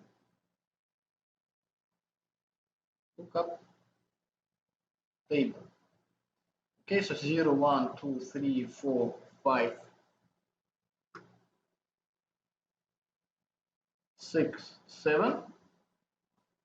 So, and here, this is our I.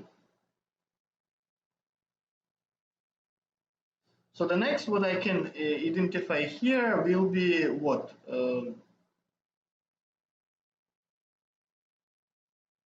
roots.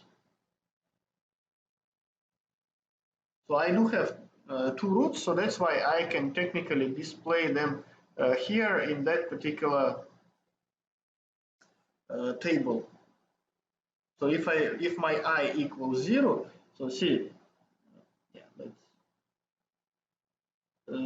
display not roots, let's display polynomial. So the polynomial will be what? If this is 0, so here will be y squared plus y. So here will be the y squared plus y plus 1. So here y squared plus y plus 2 and so on. So for all of them, I can calculate the roots. So, okay, for the cubic, we will come back later.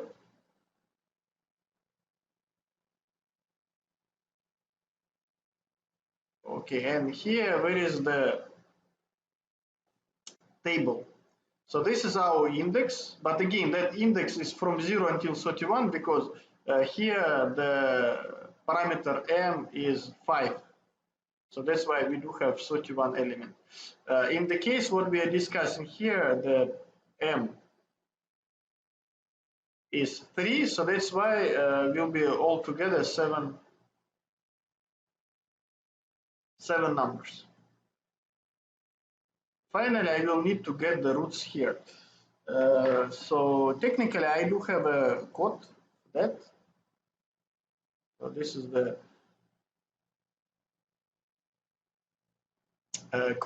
so this is the way to get the roots for the quadratic polynomial. So our m is 3. Okay, so here we will create the lookup table Q. So, and let's say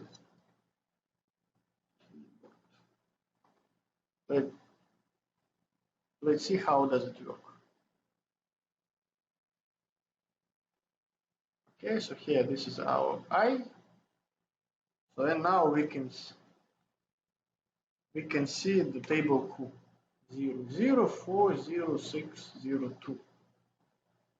So that is our lookup table Q. So that lookup table is presented here, but for the m equal 5. So right here we do have lookup table for the m equals 3. I will just write the numbers. So 0, 0, 4, 0, 6, 0, 2, 0. So there are only 3 possible ways to get the truths. Okay, so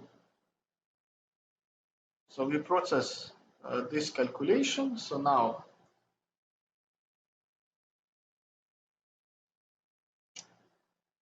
this is our quadratic case.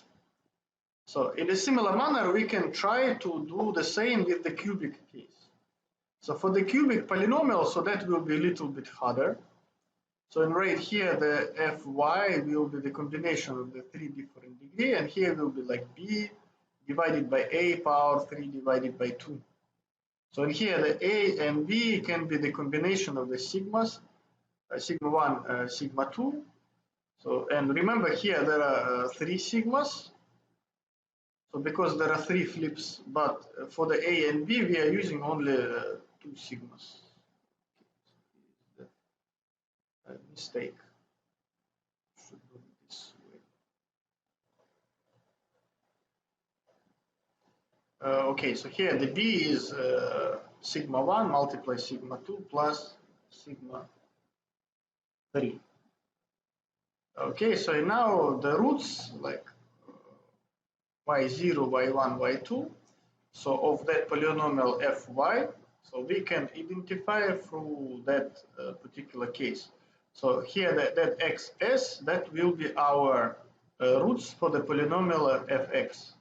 So that will be the a power 1 divided by 2, yc, where the yc, this is the roots from the polynomial y, plus sigma 1. So sigma 1, we always know this is the s1. Okay, so then the idea will be exactly the same, so we will need to calculate all roots for the lookup table C, so with that particular polynomial. So the y power 3 plus y plus 1 plus I, so where the I will be the same numbers from 0 until 7. So in here we can identify the roots. So those roots we will place. So those roots we will place into that particular table. Okay, so now let's calculate the lookup table for the quadratic case. So where is that particular code which can make the lookup table for the cubic equation? So here we need to set up m. So in our case, m is 3. So this is our polynomial 1, 0, 1. So here see y power 3. There is no y power 2, y and I. So this I is here, and the I, this is the part of the loop. So here there is the common root, which will identify the root of our polynomial, and this common double root dot x will get only the real part. So, and we'll display it here. Okay, and again, let's try.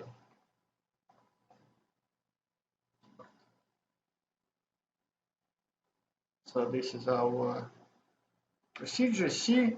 So and that will be our roots. So remember there are 3 roots for the polynomial y. So that's why those numbers we can save here.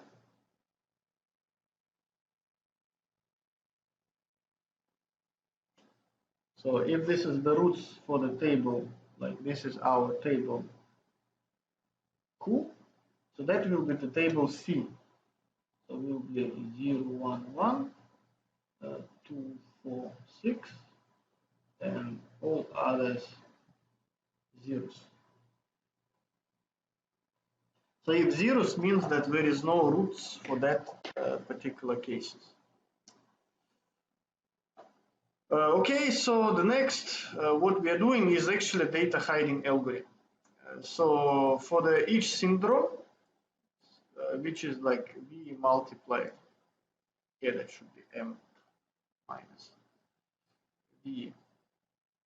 So if our syndrome equals 0, 0, so means that we don't need to change anything. Okay, now if I want to hide data by flipping one coefficient, so we will need to check that equation. So syndrome 2 plus syndrome 1 power 3 equals 0. So if it is 0, so means that our root,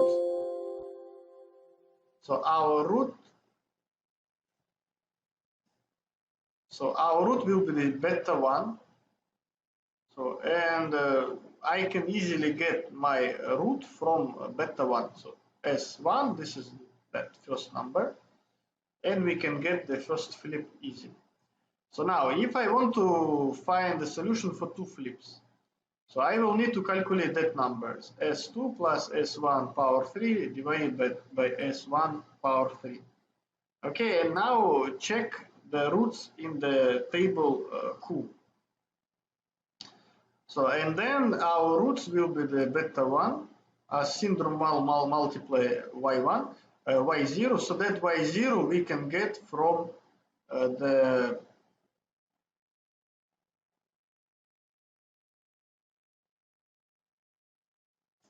so we can get from lookup table. So y0, that numbers. So 4, 6, 2, this is our y0.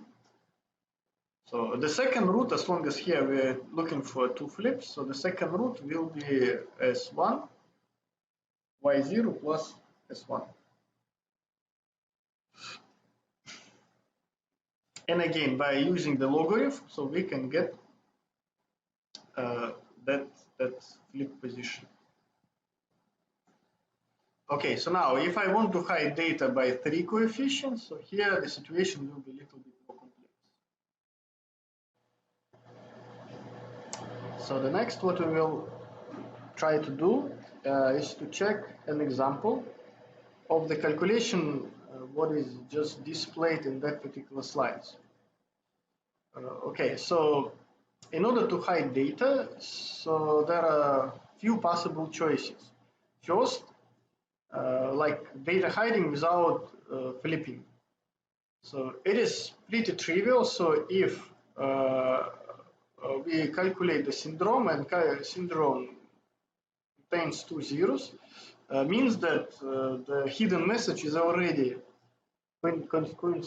coincidentally that message is already present our block. So, and we don't need to do anything. So we can also try the one flip solution. So for that, we will need to process that calculation. So if that number is 0, so means that there is only one root, and we can calculate it here. So two flip solutions. So we will have to process that calculation, calculate R, S2 plus S1 squared divided by sigma squared. Okay, find the root from our lookup table and calculate two roots, beta 1, beta 2. Okay, and here the roots will be possible to calculate if the numbers sorted inside of our table Q will not be 0. Okay, and the last one is the data hiding by flipping 3 coefficients. For that particular case, the number of possible solutions here will not be one possible solution. So here we may find few solutions always. And for the 3 flip solutions, so we will need to set that numbers which doesn't have zeros. And for all of them, process the calculation what is given right here. So, and for instance, let's make an example. So that example will be a little bit harder than what we just discussed here. So why? Because here we want to process 31 coefficients. So our m equals 5, so means that 2 power m minus 1, n equals 31. This is the size of our message. The size of our block. So, and assume that I want to hide message 7, 10. So now our target is to uh, verify whenever we can process that calculation or not. So for that, open MATLAB.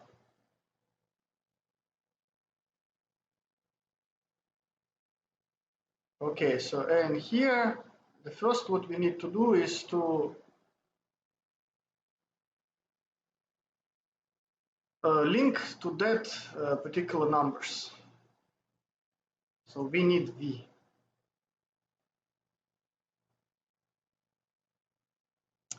Okay, so and what I will recommend us to do, let's make a file, M file. So save as. Uh,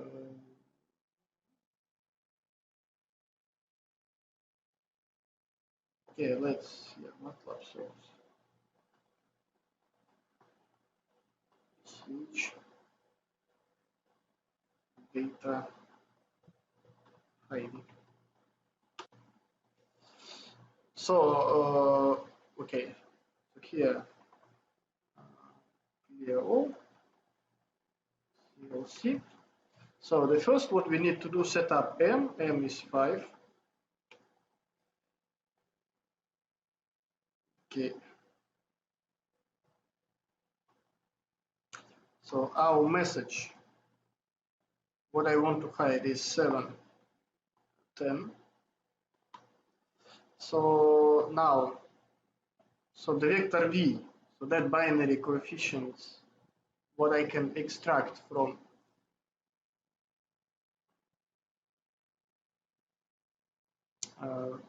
the image. So I will just copy them from here. So and now we need to process and calculate this. So what is our syndrome? S equal message minus V multiply H. So the problem is that we don't have H. So here I do have a way how to calculate H. So instead of this 3, I supposed to place M because this is 5. Okay, 1, 3, and here instead of 6, I supposed to place 2 power M minus 1. So that number is supposed to be 31.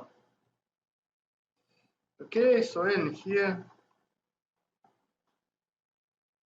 let's see what will be the result.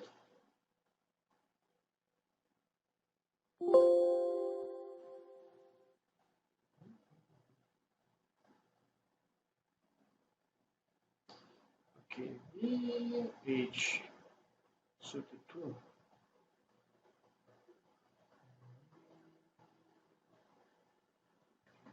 Let me see what is here. Okay.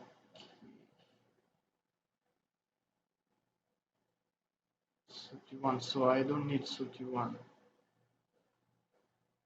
So here minus 2.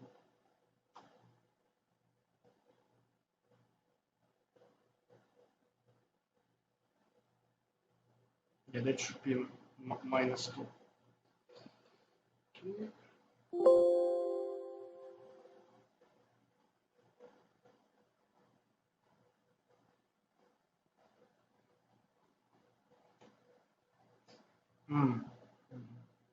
Okay, this is our original message here. So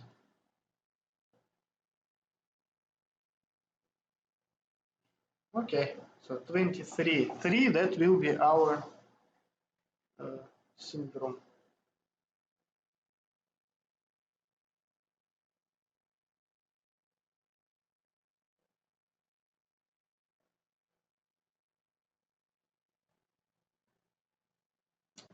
Okay, so here in order to get the syndrome, so what we have right here, see the point was to invert V.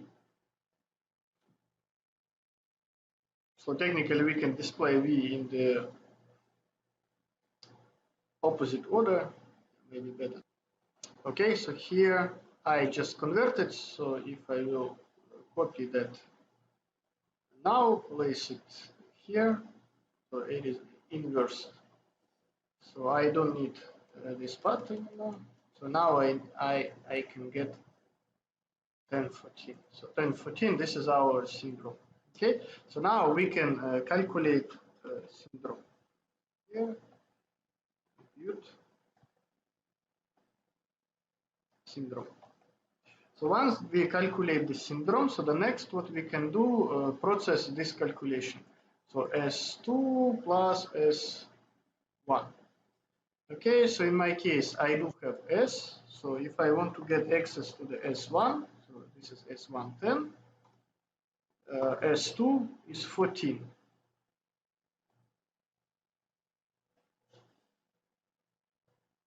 Okay, so here will be first one flip solution. So for the one flip solution, I supposed to do S2 plus S1 power 3. Okay, so I got 13. So in here, so why 13 is not possible? So here is our lookup table. So here again, if we will come back, see, by hiding one flip solution, so I must check that. So if I do have 0, means that my root is syndrome 1. So if that is not 0, so flipping by 1 is not possible. So if flipping by 1 is not possible,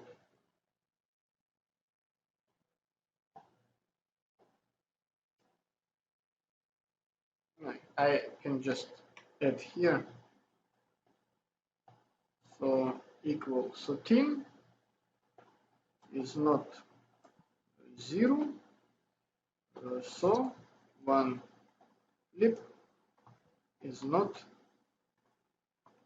possible. It is not possible. Okay, now two flip solution. So for two flip solution, here I will need to calculate that R. Okay, so here my R will be S2 plus S1 squared, so technically that root, and divide by S1 cube. So 24. So what we are doing? So here for 24, I will need to find. So here in the position 24, I can see 0. So if 0 here means that there is no roots when the index is 24. So that's why we can skip two flip solutions. So here, so we must check that particular table. So maybe here will be important to see the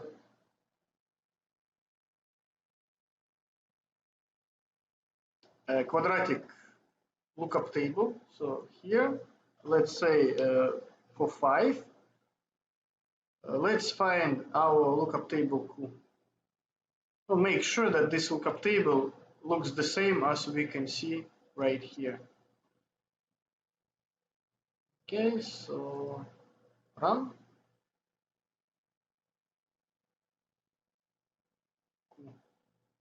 So now we can see this, that numbers are the same.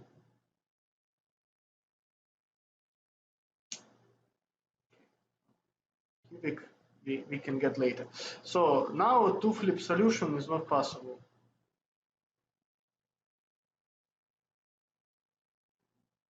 So two flip solutions. So calculate R. So compute R. So R equal 24. So Q in the position 24 equals 0. So no like two flip solution. So again, is not possible. Okay, so the next is the three flip solution. So this is our three flip solution. So the syndrome is 10, 14, message 7, 10. So we need to calculate this P.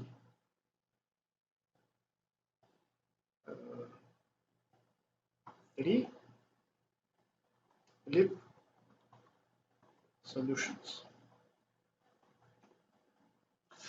Okay. So the first of all, let's check the table. So here I do have a cubic table. So this is our cubic table C. So for m equal 5, let's see how does the table looks like. So here C, and this is our table C. Actually, the first solution we will ignore. So the first the first active solution will be with the index 3, 5, 12, 17, and 26. Okay, so then here we can see the numbers are exactly the same. So in order to get that particular table. Okay, now, so the three flip solution. So the first I will need to calculate P. So actually here will be the, for each non-zero index, compute P. Okay, so technically here I will need to compute like P1. So the P1 will be that particular calculation. So, okay, let's try to do that. So the P is 1 cube plus S2 divided by R. So the R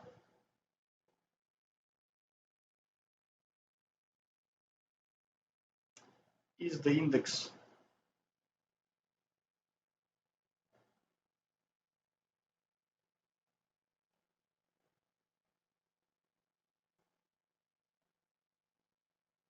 Okay, so yeah, where actually here that's supposed to be like 1 divided by 3 cubic root. So R, so here where R is the index.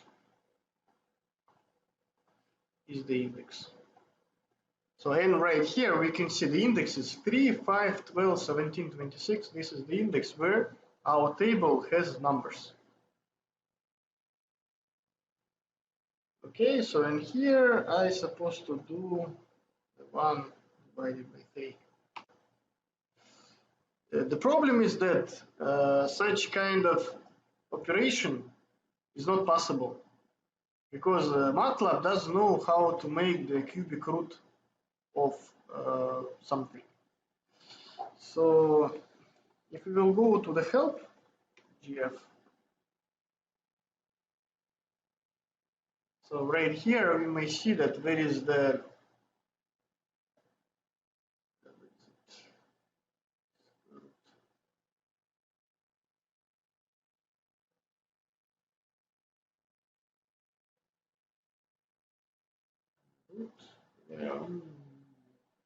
yeah, okay, so we don't have any operation so which can tell us what is the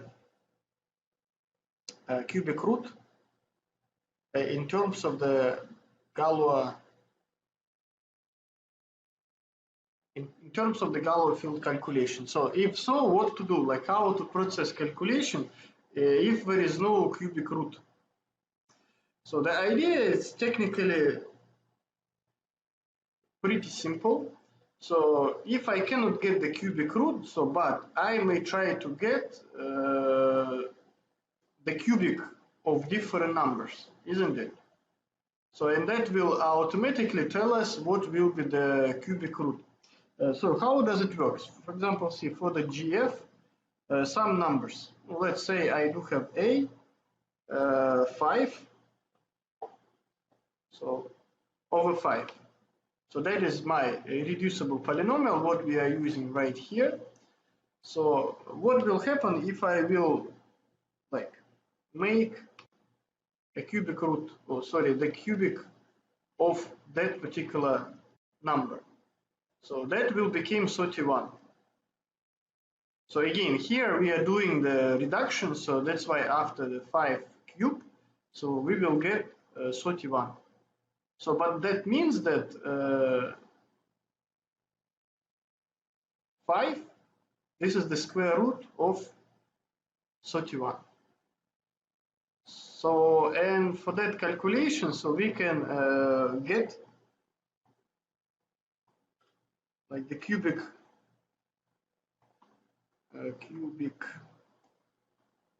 roots lookup table.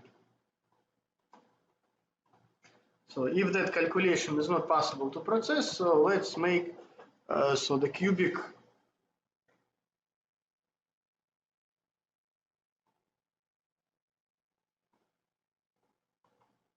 like cubic root table.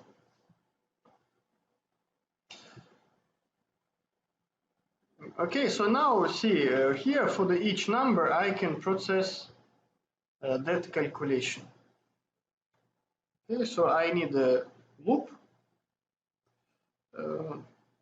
Let's call it I from 1 until 2 power m minus 1. This is 31. And okay, so here again the cubic root of some numbers. So see the cubic root of 31 is 5. Okay, so here we can calculate the number. So the number will be GF I M. Okay, so now after that we will make like cube of that number. So number power 3. Okay, and now in the cubic root table, so here in the position number 3, so I will place number.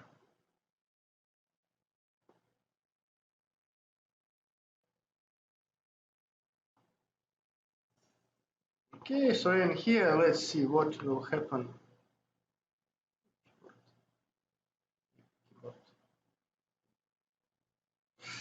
Yeah, let's create it first. Zeros, 1, 2 power m minus 1. Yeah, and let's run it.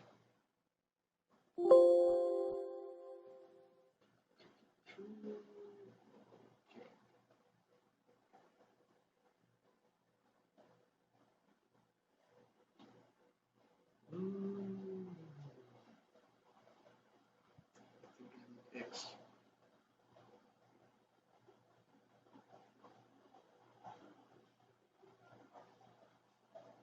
Okay. So and here is my cubic root. So and see, remember when we try, so like if A is 5, so my A cube is 31. So means that the cubic root of 31 is 5. Oh, let's check this. So 2. So what will be the cubic root of 2? That's supposed to be 24. So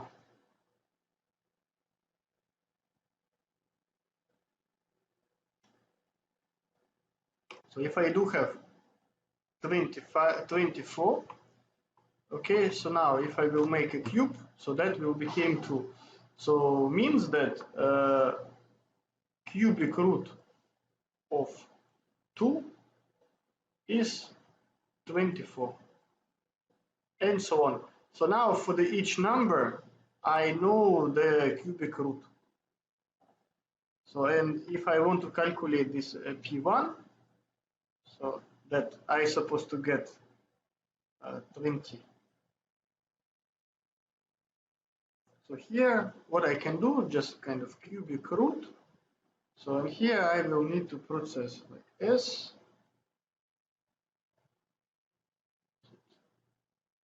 this number.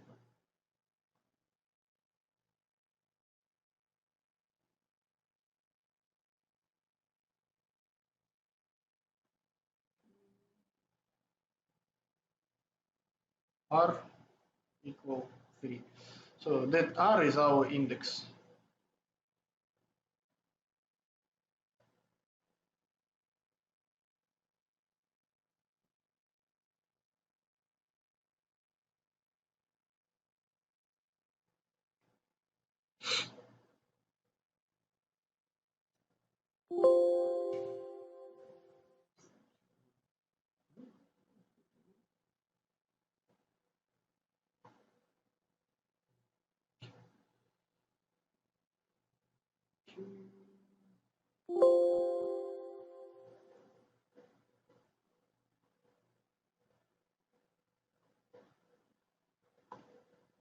Okay, so this is 24, and now I need to get the cubic root.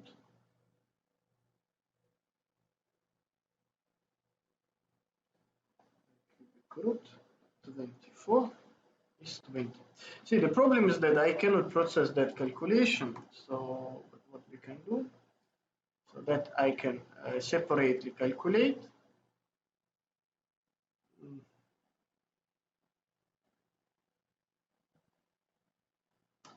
The cube and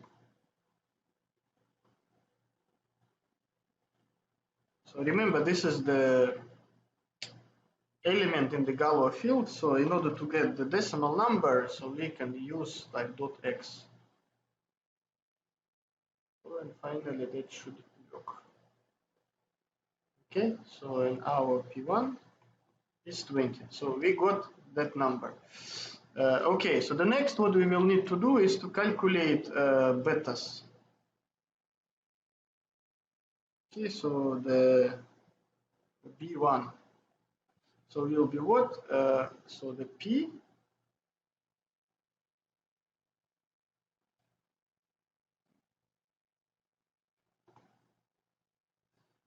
So B1, this is P. Okay, now I will need to get numbers from my cubic table. So that's why I will need to process my calculation. So I will just copy it from here.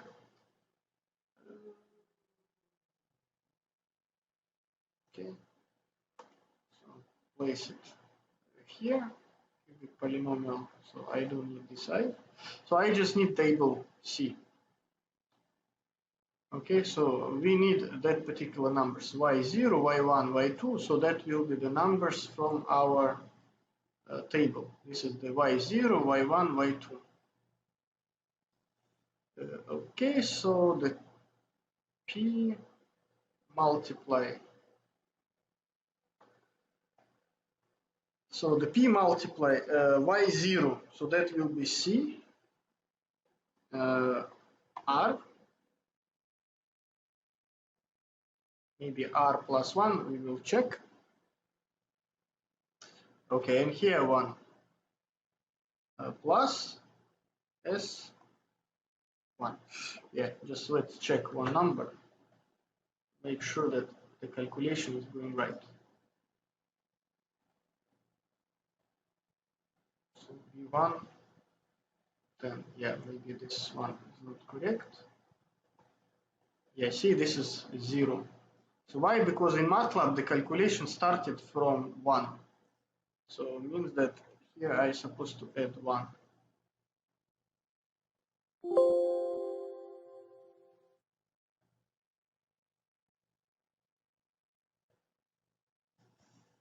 Okay, let's see what's happened. 7. 7. Yeah, I think, see, this number is getting big. So I need to process that calculation in the Galois field. So it means that here I supposed to convert it back into the Galois field. Galois field M. So because syndrome S is the Galois field, so this is the number, but if I will calculate the number by Galois field, that should be the Galois field back. Yeah, so now 1, 9. Okay, so we got this 9. So, and I can process that calculation for B2 and B3.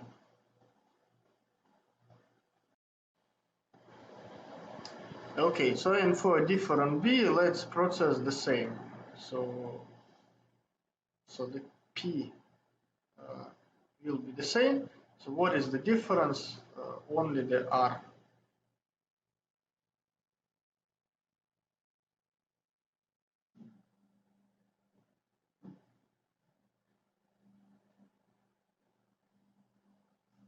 Okay, so here that should be 2, so here 3.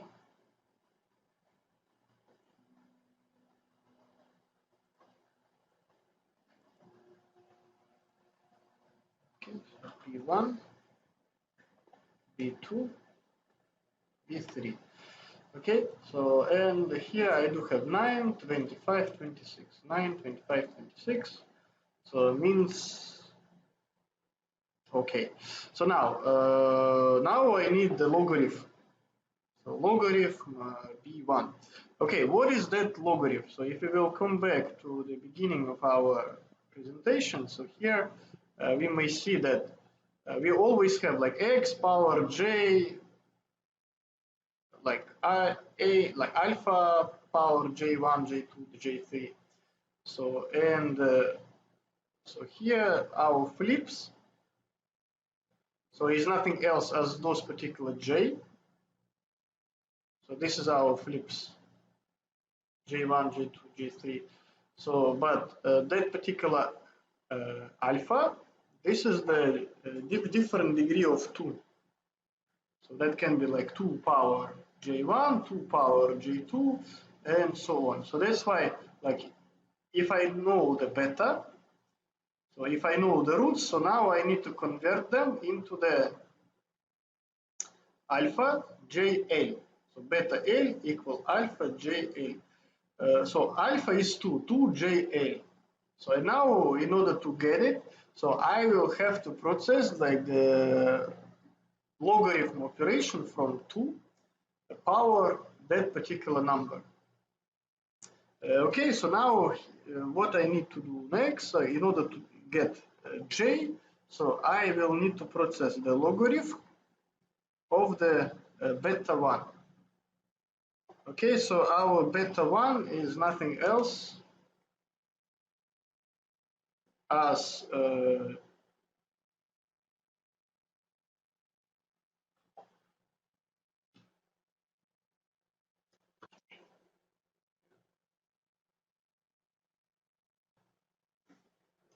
okay,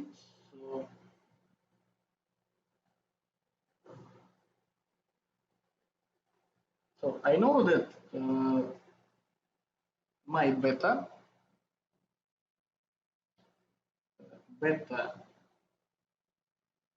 L, this is alpha J L. Okay, so or this is 2 J L. Okay, so now at the end we found 3 different betas. Beta 1 equal 9. Beta 2 equal 25. that 3 equal 26. Okay, so now for each of them, I will need to find J1, J2, and J3. So those numbers, they are already given, but here interesting to see how to process, so the logarithm operation. So see the J1, this is the logarithm V1. But again, the problem is the how to process the logarithm. So, and the idea behind will be the very similar to what we did for the cubic root. Okay, so I can get the number a, any number, let's say 5 in the GF, in the Galois field. Okay, so now what I can do, I can process like 2 power a and get the result. Here, yeah, let's see. That will be C. Okay, and I can make a table.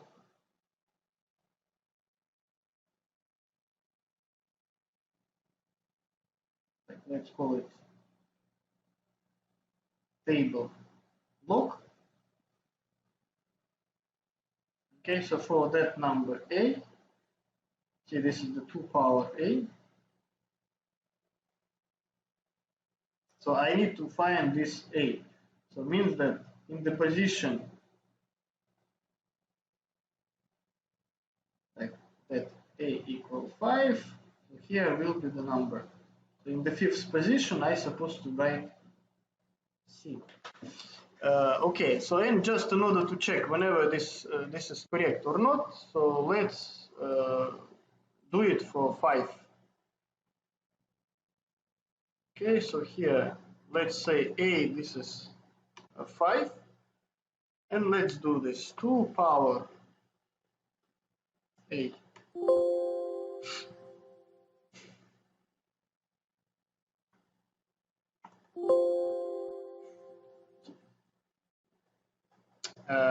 Okay, so here in order to process the power, that's supposed to be scalar.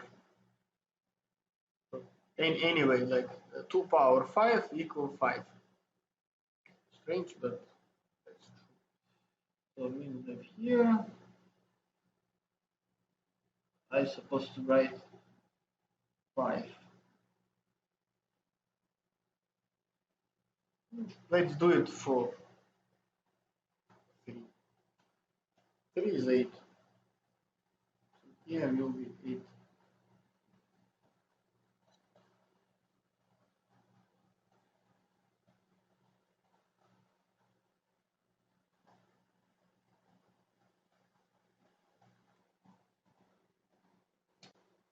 Okay.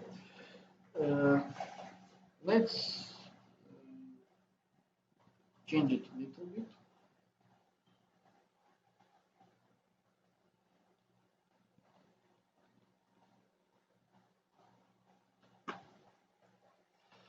Okay, and well, let's start from 3 because that will be easier to handle. So assume that my A is 3. So what I want to do is to process 2 power a, which is the 2 power 3, and I know this is 8. Okay, so what will be the logarithm of 8? So the logarithm 2. So the logarithm 2 of 8, that will be the logarithm 2, 2 power 3, and this is 3. So I need to find this 3. So that's why in my table, so here I will place my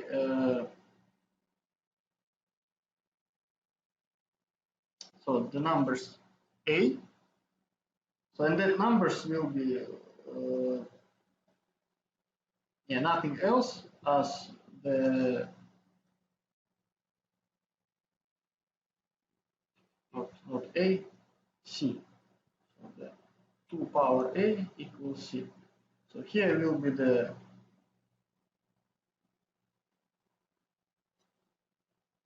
like 2 power of different a. Okay, so now For the GF 2 power 3, I got A because 8 is less than 31, so that's why like 2 power 3 is still working. So uh, so what does it mean? See, for the 8, logarithm of 8 or logarithm 2 of 8 equals 3. So it means that somewhere here in the position 1, 2, 3, 4, 5, 6, 7, 8. Okay, so here I can place 3. So that will implies that logarithm 8 equals 3. So if I will call that number, I can get the answer 3. Oh, let's do it for 4. So what will happen if my 8 equal 4? So I will need to process this 2 power 4. So here 4. So the answer will be 16. So it means that somewhere here where I have 16, so I will place 4. So it means that the logarithm 16 will give me 4. Okay, and one more time, let's do it for 5. So because we already have 5, and the answer was strange, 5. See, the 2 power 5,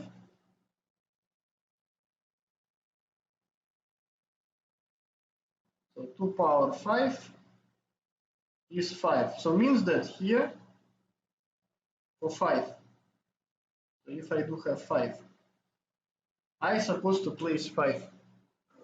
Yeah, that's why it sounds strange.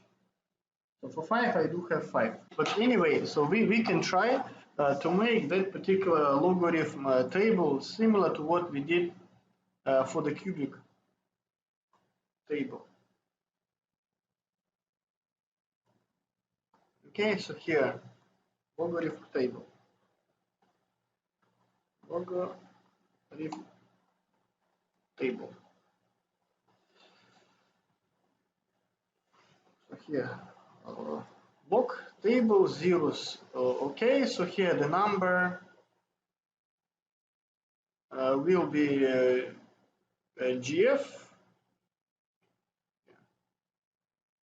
2 number log. So will be number power I.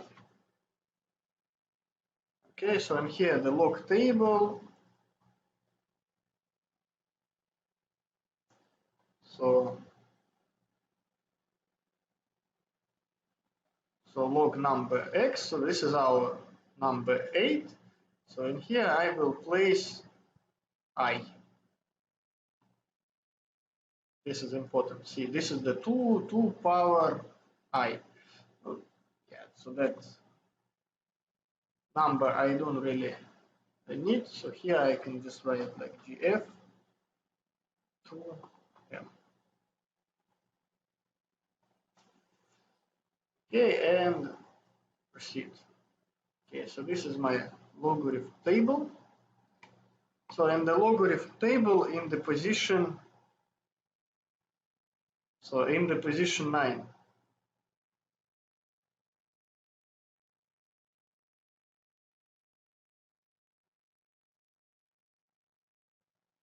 So 29. Okay, so in the position 25, 25, and in the position 26, 9. Okay, why those numbers are different from what we displayed here? Remember in the beginning, so we convert our values in the vector v. So this is the result. So now our answers is not direct. So this is the like n minus that particular roots. So in order to get these 2, 6, and 22, so for our, let's call it like J1 equal logarithm table over the b1. So b1 is, okay, this is our gf, so that's why here we will process j2, j3, b2, b3. Okay, so now if I will display that particular numbers, so I will get like 29, 25, 9. See, but what is 29? So 29 I can convert back into 2 how? I can just subtract 31. So actually here if I will add 2 power m minus 1 minus this value. So I will get the number 2.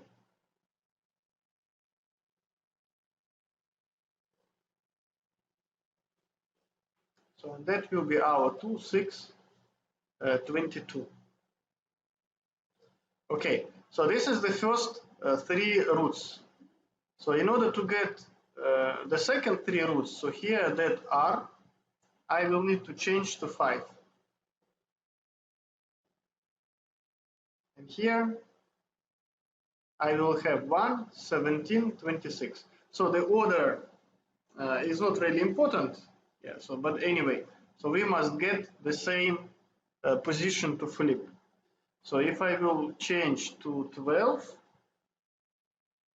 so here we will get 5, 16, 30, 17, 13, 19, 20. So this is the same. Okay, and the last one is the 26.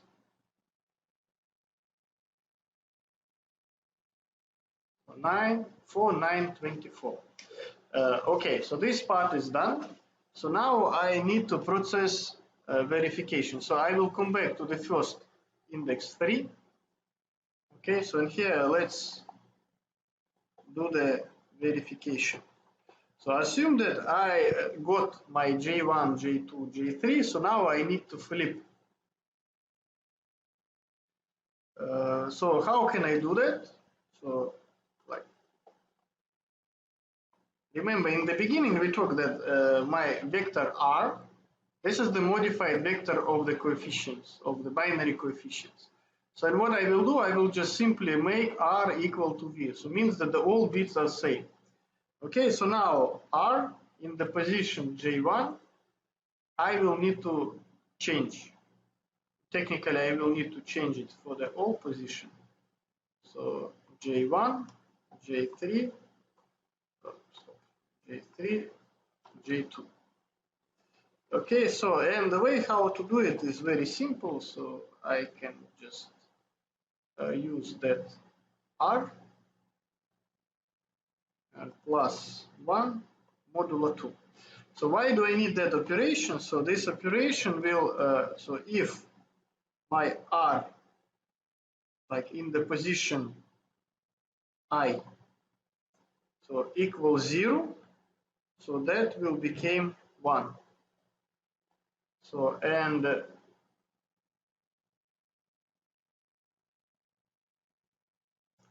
if my R in the position I equal 1, so that will become what? See the number plus 1, 2, 2 modulo 2, 0. So R in the position I will become 0. So and that operator will flip all necessary coefficients and finally we can get it. So and the last what I will need to do is to calculate my message using this equation. So finally I supposed to get the message which is 7, 10. Okay, so here instead of V will be R and here will be the hidden message. Hidden message.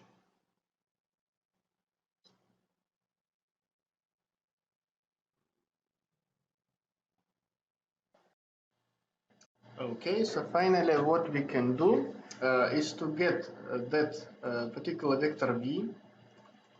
So which is the inverse version of the vector what we had before. So so here what I did, I just inverse that particular numbers.